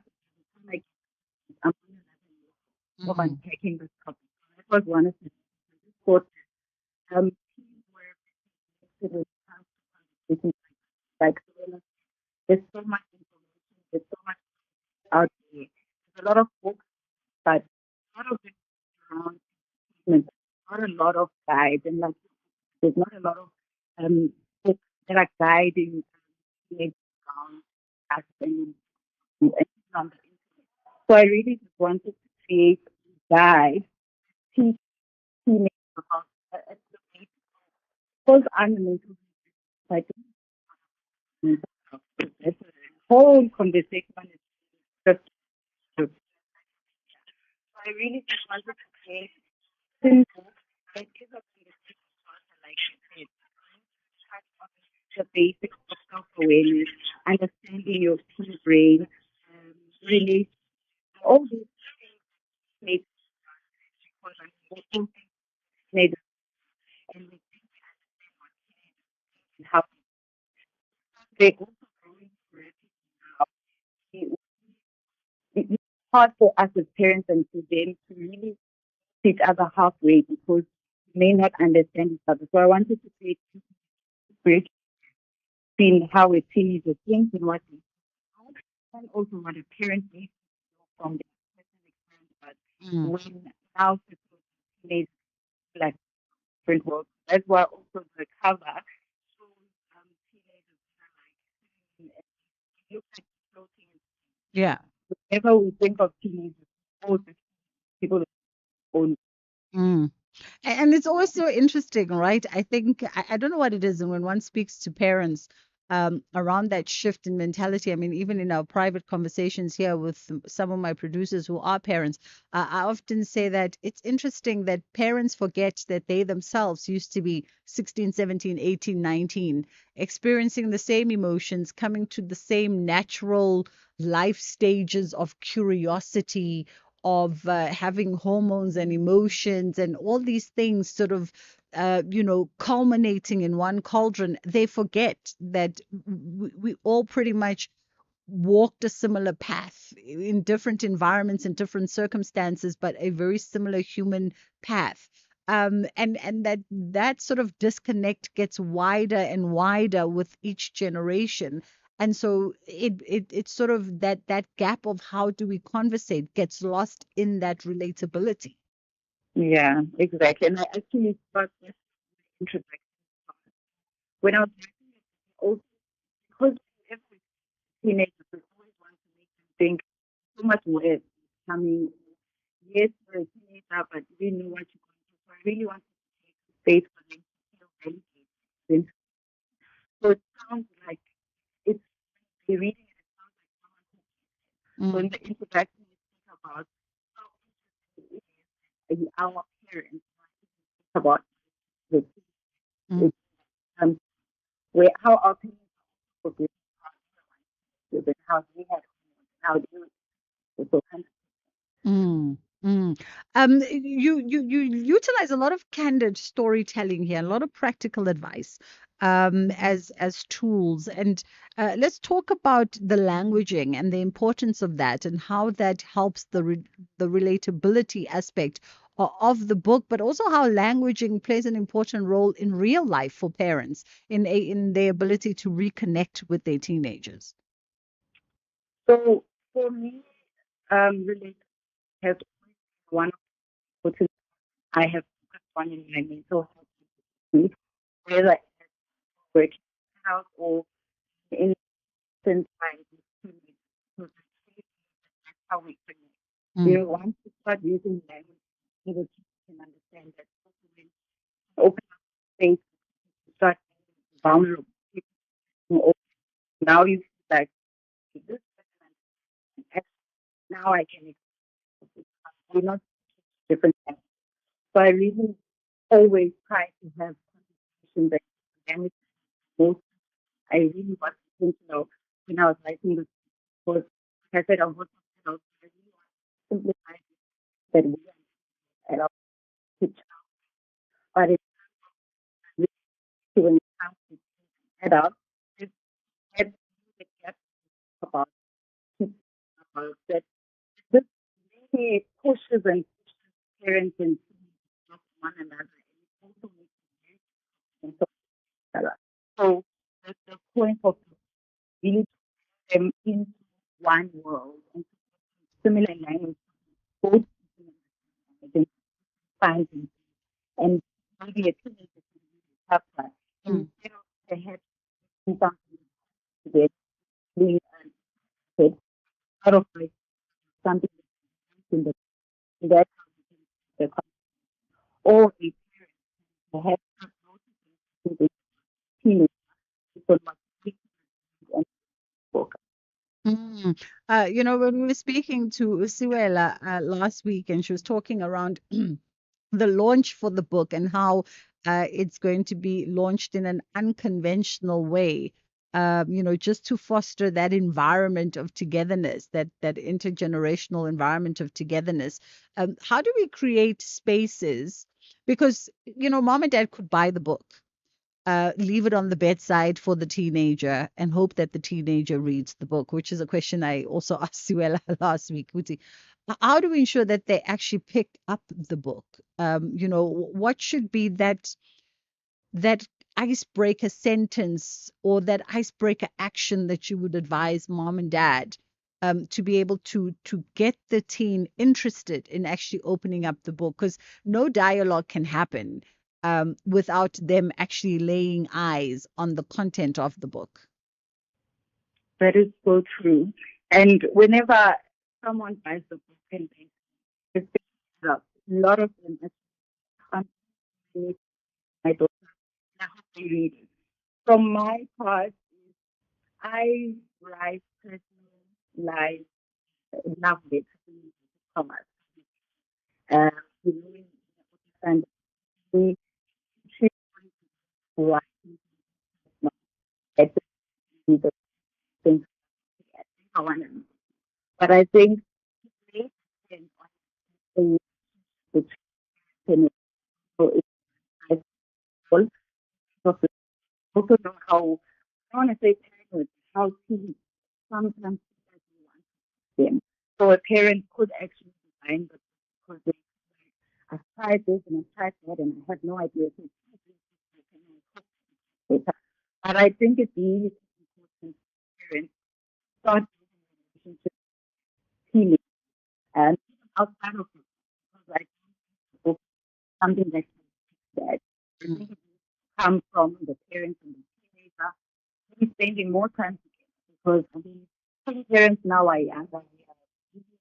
We yes, we have time spend with have buying them phones and iPads and because them but I think people really start there.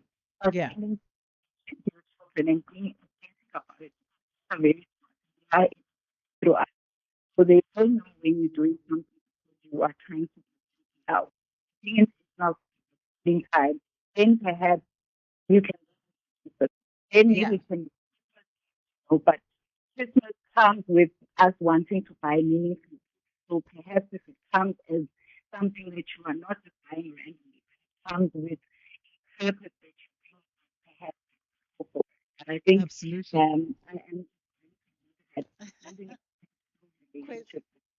Yeah, let's leave it there as well for this afternoon. Kwezi Mabunda, thank you so much for the time. And Kwezi is the author of Unbothered, Teens Guide to Emotional Intelligence and Resilience. And of course, our friend Usiwela Langeni, co-founder of the book Circle Capital and author of Making Friends with Feelings. We are going to take a quick break. And then when we come back, Ondela is going to bring you the headline news before we jump into the Madlanga Commission. By the way, let me just remind you that the University of Johannesburg is redefining innovation in Africa with the launch of the University Innovation Pod, or UniPod, which is South Africa's first UNDP-supported innovation hub under the Timbuktu initiative. It's launching on the 17th of November in Auckland Park. The UniPod will empower young entrepreneurs with the tools, funding, and expertise to turn bold ideas into real solutions. It's where Africa's next wave of innovators will build, connect, and transform the future. This November, SAFM proudly presents the 3rd annual lecture. And as the Freedom Charter says, no legitimate government could claim authority unless it is based on the will of the people. And I think sometimes people forget that. SAFM invites you to our 3rd annual public lecture, delivered by Chancellor of the Nelson Mandela University, Dr. Geraldine Fraser Muleketi. The theme of the lecture is Confronting Inequality, Corruption and Unemployment, Rebuilding South Africa's Social Contract for Inclusive and Sustainable Growth. The lecture will take place on the 27th of November 2025 at the Indaba Hotel, Spa and Conference Center in Four Ways, Johannesburg. Secure your seat by emailing us at rsvp@safm.co.za. SAFM, leading the conversations that move us. Clientele is here to safeguard you and your family with compassion because life happens. Be part of a family that truly cares. Our funeral dignity plans have helped South Africans bury their loved ones with dignity for more than 30 years.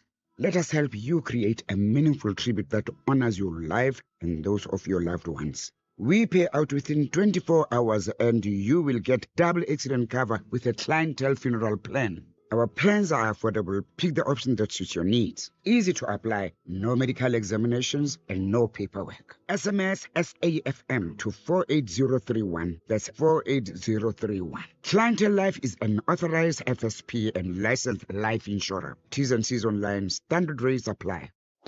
Ish, at school I was falling behind. They thought I wasn't trying, bruh. Truth is, I couldn't see well, and I felt as small as the words on the board. And then, teacher came to sit with me and realized I needed glasses. Bruh, now everything's changed. Take time to listen. With enough love and support, children don't just catch up, they thrive. Visit holdmyhand.org.za. Together, we can change their future. It's just gone 2:30, and they are back from lunch. So that is where we leave our content for today. And we're going to dip back into the Madlanga Commission of Inquiry that is currently sitting, probing into that alleged criminality in the justice system. The next voice that you're going to hear on SAFM is that of John Greke, who is still in on the national pulse. Have yourself a great weekend, and we'll see you on Monday. Inshallah, God willing, we get to do it again. SAFM 104 to 107 nationwide. With Leandre Pretorius. I noticed Leandre Pretorius, the suspect, with a plastic bag with the two SAPS Brockman members assisting him from the right-hand side of the double bed. Tubing is where a plastic bag gets placed over a person's head, and that person gets suffocated to the point that he talks or cannot breathe, no longer breathe, and then obviously that we will, or they would obviously then ask him to talk to us, obviously to avoid this from taking place again. I entered the room and sat next to the suspect on the left-hand side of the bed. When Leandre stopped, I asked the suspect to tell me where the stolen stock was being kept. The suspect replied that he will show us. I picked up a wooden table leg that was broken from inside the room, held his legs down with it as to not touch him with my hands as he was wet.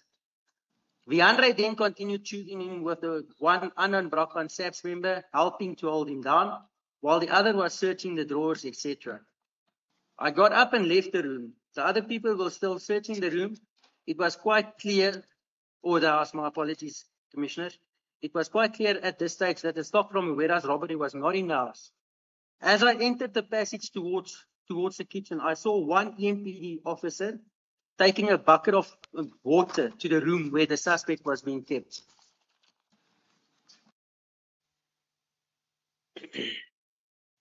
In the kitchen, I found Kershaw Lee's stalls, searching the cupboards. I walked out of the house and stood on the steps. A short while later, I walked back into the kitchen and found Kershaw Lee on her phone.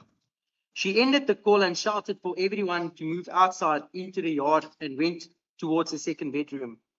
As I moved towards the door, I noticed two unknown Brockman SAPS members leaving the house in haste. One of them was carrying a small black sports bag. I exited the house. I was joined outside in the garden next to the truck by Kobus and the others. Shortly after this, Leandre and Kershaw Lee joined us. I asked whether a suspect talked, and Leandre responded that he will never ever talk again. Discussion between the law enforcement members then took place as to how to deal with the scene. Kershaw Lee tried phoning a paramedic to declare the suspect dead. Leandre approached me and informed me that he will phone General Feroz Khan to fix this. I in turn responded and said no, as this is Leandre's problem. He responded and said it's all of us in this, and if anyone talks, he will go to prison for killing them. I walked away from Leandre, and I walked away from Leandre, as myself and Leandre have had issues in the past. I saw Yaku Hanekom walking towards us. Yaku then informed myself and Leandre that the chief will come and sort out the issue. I noticed John Marie Ekstein, Zanner Fritz, and other members leading, including Kobus Jansen van Rensburg from Groesgaard, to go and look for a firearm to plant at this house.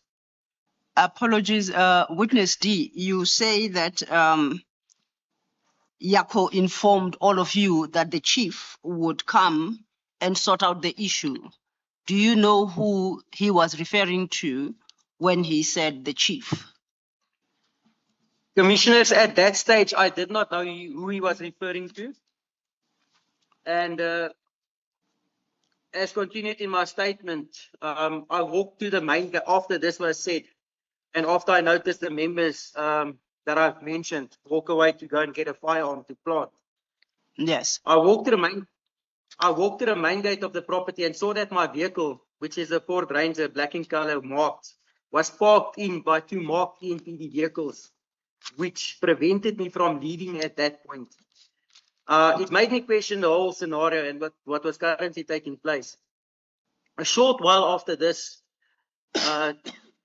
Chief Soup Julius Mkwanazi, JD Mkwanazi, arrived at the scene, and we were informed that this is the chief in a dark tracksuit of some sort. At this time, apologies, Witness D. At this time, did you know who Chief Superintendent Julius Mkwanazi was? It was my first time seeing him that evening, and then it was obviously when Yaku indicated to us that this is Mkwanazi, Chief Soup Mkwanazi. Did you know what unit or institution he's aligned to? From the system, I understood that he was EMPD or Metro Police. EMPD, you say? Yeah, or Metro Police from the rank structure. Thank you. You may continue. Thank you, Commissioners. So Jaco Hanekom and Leandre addressed him as chief, and the Metro members, including Jaco, Kershaw, Etienne. Etienne was with me at that stage. So the Metro members, they all had a meeting with the soup away from myself and Etienne. Shortly afterwards, they returned to where we were. JD Mkwanazi said that we needed to throw the suspect's body into a mine shaft or dump it into a dam. As he said this, he looked at me. Viandre then in turn informed me that I must take the body and dump it. They will show me where and that I should relax. Since my vehicle is marked, Viandre said it won't attract any attention. I was directed by Viandre at this stage where to park my body next to the front door. That is as you're coming from the main gate.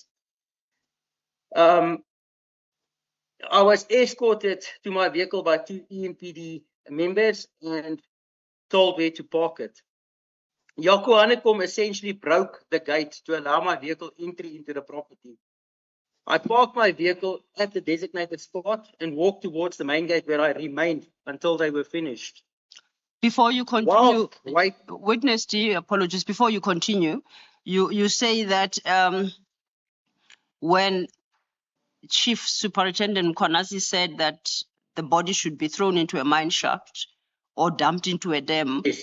You make the point of stating that when he said that, he looked at you. What did you interpret that to mean? Commissioners, it was quite clear at this stage that it was expected from me to dispose of the deceased body. And as I said, it's especially after the meeting took place between themselves. It was quite clear that they decided between themselves that I'm the one that's supposed to dispose of the body. And did you so agree? I really didn't have a chance to agree. I felt like I was being forced. At this stage, I felt that I was being outnumbered, as the decision was made already, and we're dealing with a very serious and dangerous situation at this stage already. Yes. So I interpret it as if I don't comply, then I would probably be next. Okay. Okay, Silo, just a moment. Do I switch on Do I the mic? switch on the Let's try that. Let's try that. Commissioner, perhaps if you mute on your screen, there might not be a feed. Yes. Is it much better? Witness D, can you hear me? I can hear you, Commissioner. Yes. Up to this point, you referred to the other person as the suspect. Now, for the first time, you are saying it is the deceased. Can you just confirm for the commission how the deceased died, or how did the suspect die? Because up to this point, you were referring to him as the suspect, and you referred to that procedure that was used to torture him. Then you say now for the first time he's the deceased. So just confirm for us how he died. Commissioners, I cannot attest to how the deceased passed away, as I was not present at that stage in the room. And also, we were not, when Leandre and Kershali's stalls came out of the house, we were not informed of how he died. It was merely from what Leandre said, which is he will never talk again. We arrived at the conclusion that, or myself arrived at the conclusion that the deceased is in fact deceased and no more. Witness. You, in paragraph 14 of your statement, you said you found Leandre Pretorius body tubing the suspect. And then you describe body tubing as a process where a plastic bag is pulled over somebody's head and it is fastened around their neck in an effort to get them to talk. So let's just go back to paragraph 14. When you saw the body tubing taking place, can you confirm that the suspect was alive at that stage? Commissioner, I'm at paragraph 14. I can confirm when I left the room, Yes. the deceased was still alive. And then the next time you saw him, we are now later in your statement, he was already dead and you were being given instruction to dispose of the body.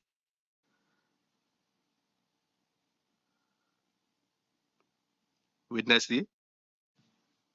It's gonna be Witness D. Paragraph 27. I saw Yakuana come and Leandre load the deceased. That's the first time that I saw him after the room, where they load the deceased onto my bakkie. Thank you. Witness D, when you saw him loaded onto the bakkie, did you see any physical injuries? Commissioner, at this stage, I was standing at the main gate of the property, which is approximately 10, 15 meters away from where my bakkie was parked, close to the front door. So I could not see any visible injuries. And like I said, I made a point of it, not looking, when I went back to my vehicle, not looking at the deceased. I got into my vehicle, and as indicated, I was instructed to follow EMPD officer Aiden Mackenzie, and Leandre followed behind me. So I made no attempt to look at the deceased. When you do, and this is me because I want to complete this question, we know from the statement that you do drive him and then you land up somewhere with him where you dispose of the body. Yes. At that point, did you see any physical injuries on him? Commissioner, as I stated, I have not seen any physical injuries on him, even to the point where I disposed of him. I made a decision not to look at his face, eyes, or any particulars. As indicated from my statement, it was also very dark that evening where I was instructed to dispose of him. So there was no ambient light, and also I did not have a flashlight or anything with me. So literally just got the deceased by his feet, and I had to lift him over my shoulder. And that I was approximately 2 meters away from the dam, where I placed his feet into the water, because at this stage there was still my movements were still being monitored. And I placed the deceased with his back up towards, it was like the banks of the dam. So it was only his feet or his legs that were placed inside the water. Witness D. Thank you. Thank you, Commissioner. I was going to ask Witness D to perhaps take a step back, because there are other steps that are important to highlight before you get to the dam. I do appreciate that it was in an attempt to fully address the question posed to you by Commissioner Baloyi as to whether or not you ever saw any injuries on the body. But then to take you back to, you were at 27, when now the body is loaded into your car. Yes. If you could Yes, take it from there and indicate who loaded the body into the back of your vehicle. Okay. Paragraph 27. Whilst I was waiting at my car, I saw Jaco. Oh, sorry, it's wrong there. Whilst I was waiting, I was actually at the gate. I saw Jaco Hanekom and Etienne van der Walt load household items into their vehicles. Etienne had his girlfriend at the time in another vehicle waiting for him that was parked on the outside of the property, an SUV type vehicle. And Hanekom was driving a red maroon Renault Kwid. After taking the household items, Andre and Hanekom loaded the body onto my Ford Ranger while Etienne was in and out of the house. I cannot recall who told me that they were cleaning the house. But after this, Mackenzie informed me that I must follow him and that Andre will follow in a white Ford Ranger behind us. Witness D, before you proceed, please go back to paragraph 27. I understood you want to make a change to the statement. Paragraph 27 currently reads, whilst I was waiting in my car. You say that is not correct. That is incorrect, Commissioner. How should it read? Please indicate. Well, I was at the main gate, as indicated in paragraph 26. Yes. Final wording in paragraph 26. I was at the main gate until they finished and indicated to me to come to my vehicle, where they obviously upon completion of them loading the body or the deceased onto my vehicle. Noted. That correction will be effected. Thank you. You may proceed. Thank you, Advocate. So I'm proceeding with paragraph 28. You are now at 28. I got into my apologies. I got into my vehicle and took my cell phone and sent my wife a WhatsApp and informed her not to be alarmed, but that I was sending her my live location. And should she not hear from me in the next hour and a half, then she needs to phone the police. I followed Mackenzie all the way to Spaarwater Pan, just outside Nigel, where Mackenzie instructed me to dump the body of the suspect. I did as instructed and placed the deceased body's legs first into the water and let the rest of the body rest on the banks of the dam. I got back into my vehicle and drove towards the R23. At the R23 and R550 intersection, I received a call from a number I did not recognize. When I answered the call, I realized it was Constable XTN phoning me. She asked me if it's done, to which I replied yes. She said that I will see them on my way home, just before Carnival City, and I ended the call. Shortly after this, I saw SAS vehicles, EMPD vehicles, and a red Renault Kwid. I realized that they were all parked on the side of Tinus de Jonge Road in Brakpan. I turned right towards them and parked right at the back of the parked vehicles. I got out, and Kobus approached me and spoke to me and asked if I was okay. John Marie Extian wanted to know how deep I placed the body in the water, and I replied, on the side next to the bank. She then insisted that I go back to the dam where I dumped the body to check whether the body cannot be seen. I replied that I would not. The rest of them agreed that we should all go home. Zander, Viandre, John Marie, and Jaco said they were going for drinks. I found this strange, as Zander had indicated to me earlier in the evening whilst we were in the house that he was struggling financially. They all said goodbye to each other, and I was the last to drive off, fearing they might shoot at me. I got home the following day already, and burned my clothes and shoes that I was wearing. I informed my wife that I'm safe. I then had a shower. Thereafter, I tried to sleep, which didn't happen, as the events from the previous evening kept me up. Around 9 o'clock, around, my apologies, around 7 o'clock in the morning, I started receiving phone calls from Kobus Jansen van Rensburg. The last phone call was around 9, where Kobus asked that we should meet at Wimpy, Dalview, which is also in Brakpan. He assured me that I indicated that I didn't want any issues. He assured me that there would be none. We met at the Wimpy, Dalview, close to 10 o'clock already. Kobus inquired about where I had placed the body and what the chances were of anyone finding it. I felt like he was asking on behalf of the others. He asked if I would go and show him where I had dumped the body and if we would go immediately. I explained to him that I did not have someone to look after my son as my wife was still in hospital. And again, Kobus persisted. And at this stage, as I indicated, it felt like he was acting on someone else's behalf, and I started becoming wary of the situation. So myself and Kobus did go to the location. When we got there, we noticed SAPS vehicles, LCRC vehicles unmarked at the location of where the body was dumped.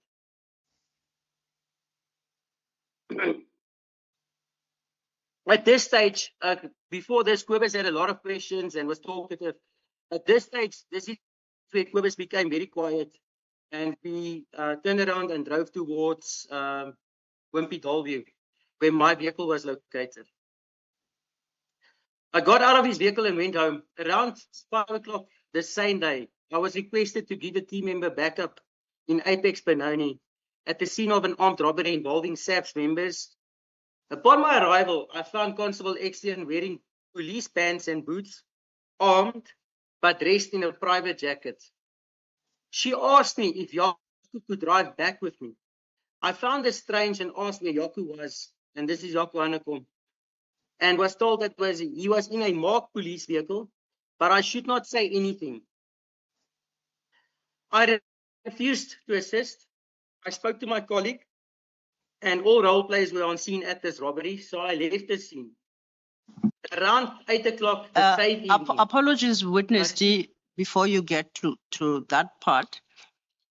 Looking back at your paragraph 37, yes. After arriving at this Benoni scene, you say you found Constable Extian wearing police pants and boots, armed but dressed in a private jacket. What's written in the statement thereafter is, he asked me if Yaku could drive back with me. I thought when you testified, you read that as she asked me. My question is... She asked me. So Constable Extian is female? Yes. And we should make that correction. Please. Please repeat what you said. There'll be transcription problems. You spoke over each other. Okay. So you confirm that Constable Extian is female, Witness C, Witness D? Advocate, I confirm she is a female. So the current sentence in your paragraph 37 that reads, he asked me if Yaku could drive back with me, ought to read, she asked me if Yaku could drive back to me, because that is in reference to Constable Extian. Correct, Advocate. Thank you. We'll make the correction. You may proceed. Okay, paragraph 38. Around 8 o'clock the same evening, I received a call from a number I did not recognize. When I answered, I realized that it was Constable Extian. When I said hello, John Marie spoke on the phone and reprimanded me. That's John Marie Extian. Reprimanded me for using a name. She then asked if we could meet. I was apprehensive, but realized that I refused to meet with them. They would come after me.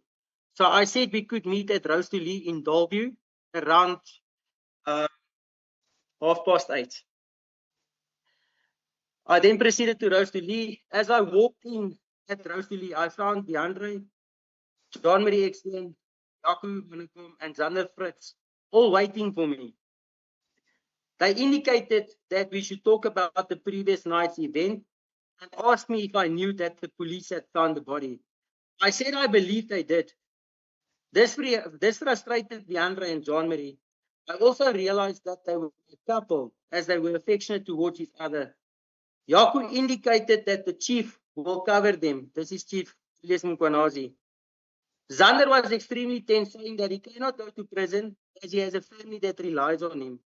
I also found Zander's behavior strange, as he was paying for drinks, despite saying repeatedly that he did not have money.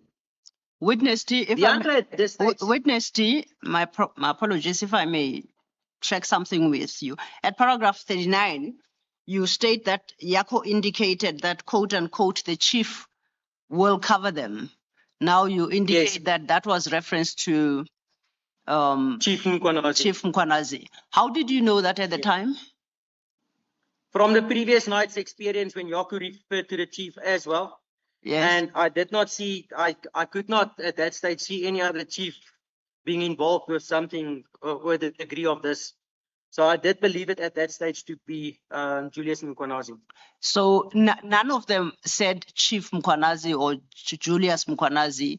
You drew your own conclusion that reference to I Chief drew my at own the time conclusion, yes. was Mr. Mkwanazi. Okay, thank you. Yes. You may proceed then to your paragraph 40. Okay, so Viandre at this stage said that he suspects that between Kobus and myself, one of us will talk to the police. And if that happened, he would deal with us accordingly. I did not reply to that comment. However, I found Kobus in front of Viandre, Jean-Marie Extien, and Jaco Hanekom, and told him to come sort his mess in relation to what was taking place. At some stage, Kobus eventually agreed, and he did proceed to meet with me. Kobus eventually came to Rosalie, but did not enter. He informed me that he was outside and walked out to meet with him, as he did not want to enter, as he said he did not want to see them, meaning Viandre, Jean-Marie, Jaco, Zander. Kobus spoke to me outside the venue. I told him that he needs to sort this thing out because I'm going to the police. Kobus informed me that these guys will kill me if I did, and warned that they are very dangerous. He left shortly after this, and I also left soon after. Roughly 3 days after this, I informed Chris Smith from Track Squad, a company that focuses on vehicle and stock recoveries owned by Etienne van der Walt, about the incident, and said that I wanted to speak to someone about it. After this, sometime after this, the whole group, this is to say the members that were inside the house, came to my office in Parktown and met with my employer and myself, whom I realized knew both Viandre and Kershaw Lee Stolz. It made me uncomfortable as I had informed my employer of the incident the Monday morning after the incident took place, and it felt like he was siding with them. My employer at the time was Mr. George Moraitis, who recorded the whole meeting, including Viandre's reason for placing the body in my company's vehicle. He, however, agreed with them, Zander, Viandre, Kershaw, Etienne, Kobus, and Mackenzie, that I should be examined by means of a polygraph to confirm if I was speaking to the police. A week later, I did the polygraph, 3 hours before my father's funeral. Ms. Laura Moraitis, the wife of Mr. George Moraitis, was the examiner. Paragraph 44. I have submitted various statements to different police officers about the incident, and eventually, after talking to Constable Karlinski from BPCI Toms, he took a statement from me. As far as I can recall, this was around July 2022. There was some movement on the docket in that I was invited for 2 meetings with IPID, where Constable Karlinski took me to meet with the IPID at the Glen Shopping Center, where the initial meeting took place. I cannot remember the exact dates, but I did meet senior IPID members and also gave them a complete statement and even pointed out various scenes. Witness D, if we could stop there for a moment. You say you have submitted various statements to different police officers. Yes. Did you do this at various police stations, or were these police officers you knew privately and you submitted statements to? Advocate, it's officers that I knew from the work that we do. We work with them quite a bit, so it's police officers I trusted. And it was quite clear upon me giving the statement that they saw difficulty in prosecution in terms of the members, in terms of the high-ranking member that was involved. So they did obtain my statement, but in the end, it was only Constable Karlinski that assisted me. So you are able, if required, to identify these police officers that you made statements to? Yes. By statements, do you mean verbal statements or written statements? So to two of the police officers, I made verbal statements. I will be able to record, for obvious security reasons, I cannot name them now, but I will do so. And then there was a Captain De Toy from Springs, Wynand De Toy. He unfortunately got killed in a shooting in February this year. And then there was a warrant officer, Roots, from CI. SAFM 104 to 107 nationwide.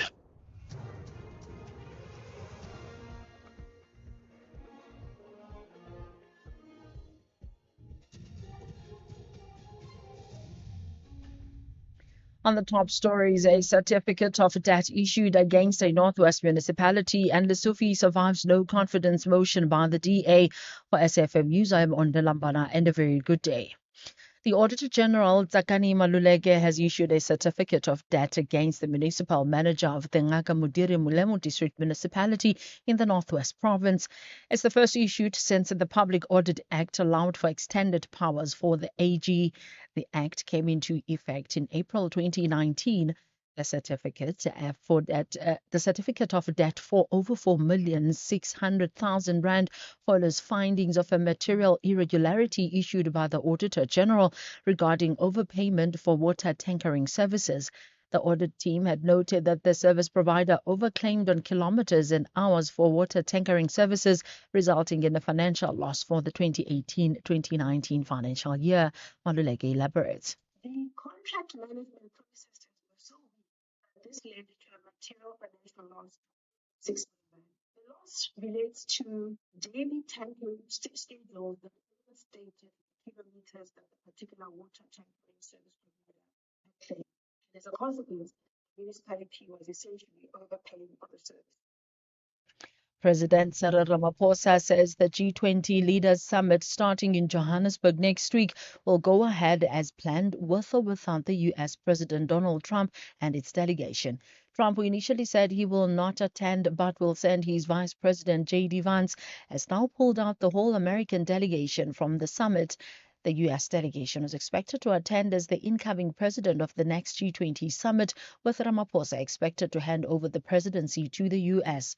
Ramaphosa says the U.S. will be the biggest losers for not sending a delegation to South Africa. We have said that boycott politics never work. If you boycott an event or a process, you are the greatest loser because the show will go on. The summit will go on. We're not going to stop because they are not here. We will continue and we will take fundamental decisions on matters that affect the people of the world.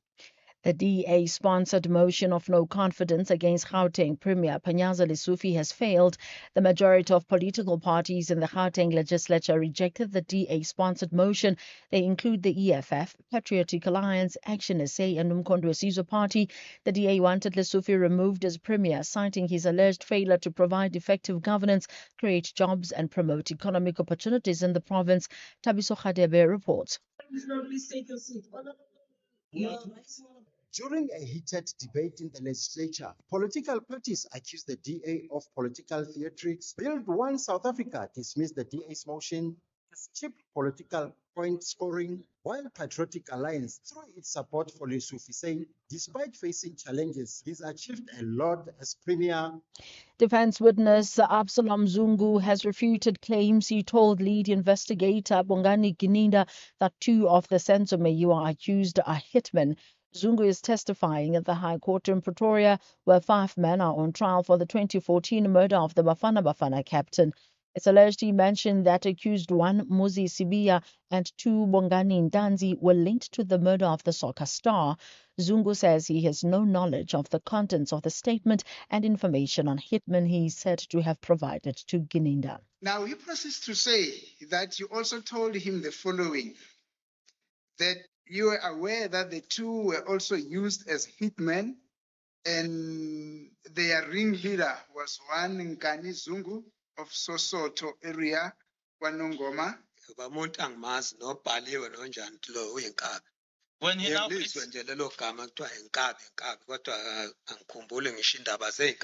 when he brings up issues now of men, I would just look at, I just would hear people saying that, but I cannot look at a person and say that this person is a hitman. But did you give to Brigadier Kininda this information? No, I never said it because I was not talking in any way. Thank you. Environmental campaigners at COP30 say the proportion of fossil fuel lobbyists attending the UN Climate Summit in Brazil is the largest ever at such a meeting. 1,600 delegates from oil, gas and coal backgrounds are attending. The BBC's Matt McGrath has the details. There are far more fossil fuel representatives here than from the 10 most climate vulnerable countries combined. What worries some observers is the fact that around 600 of the delegates from oil, gas and coal backgrounds are registered on what are termed party overflow badges, meaning the individuals may influence behind-the-scenes negotiations. Despite their presence, their impact is questionable.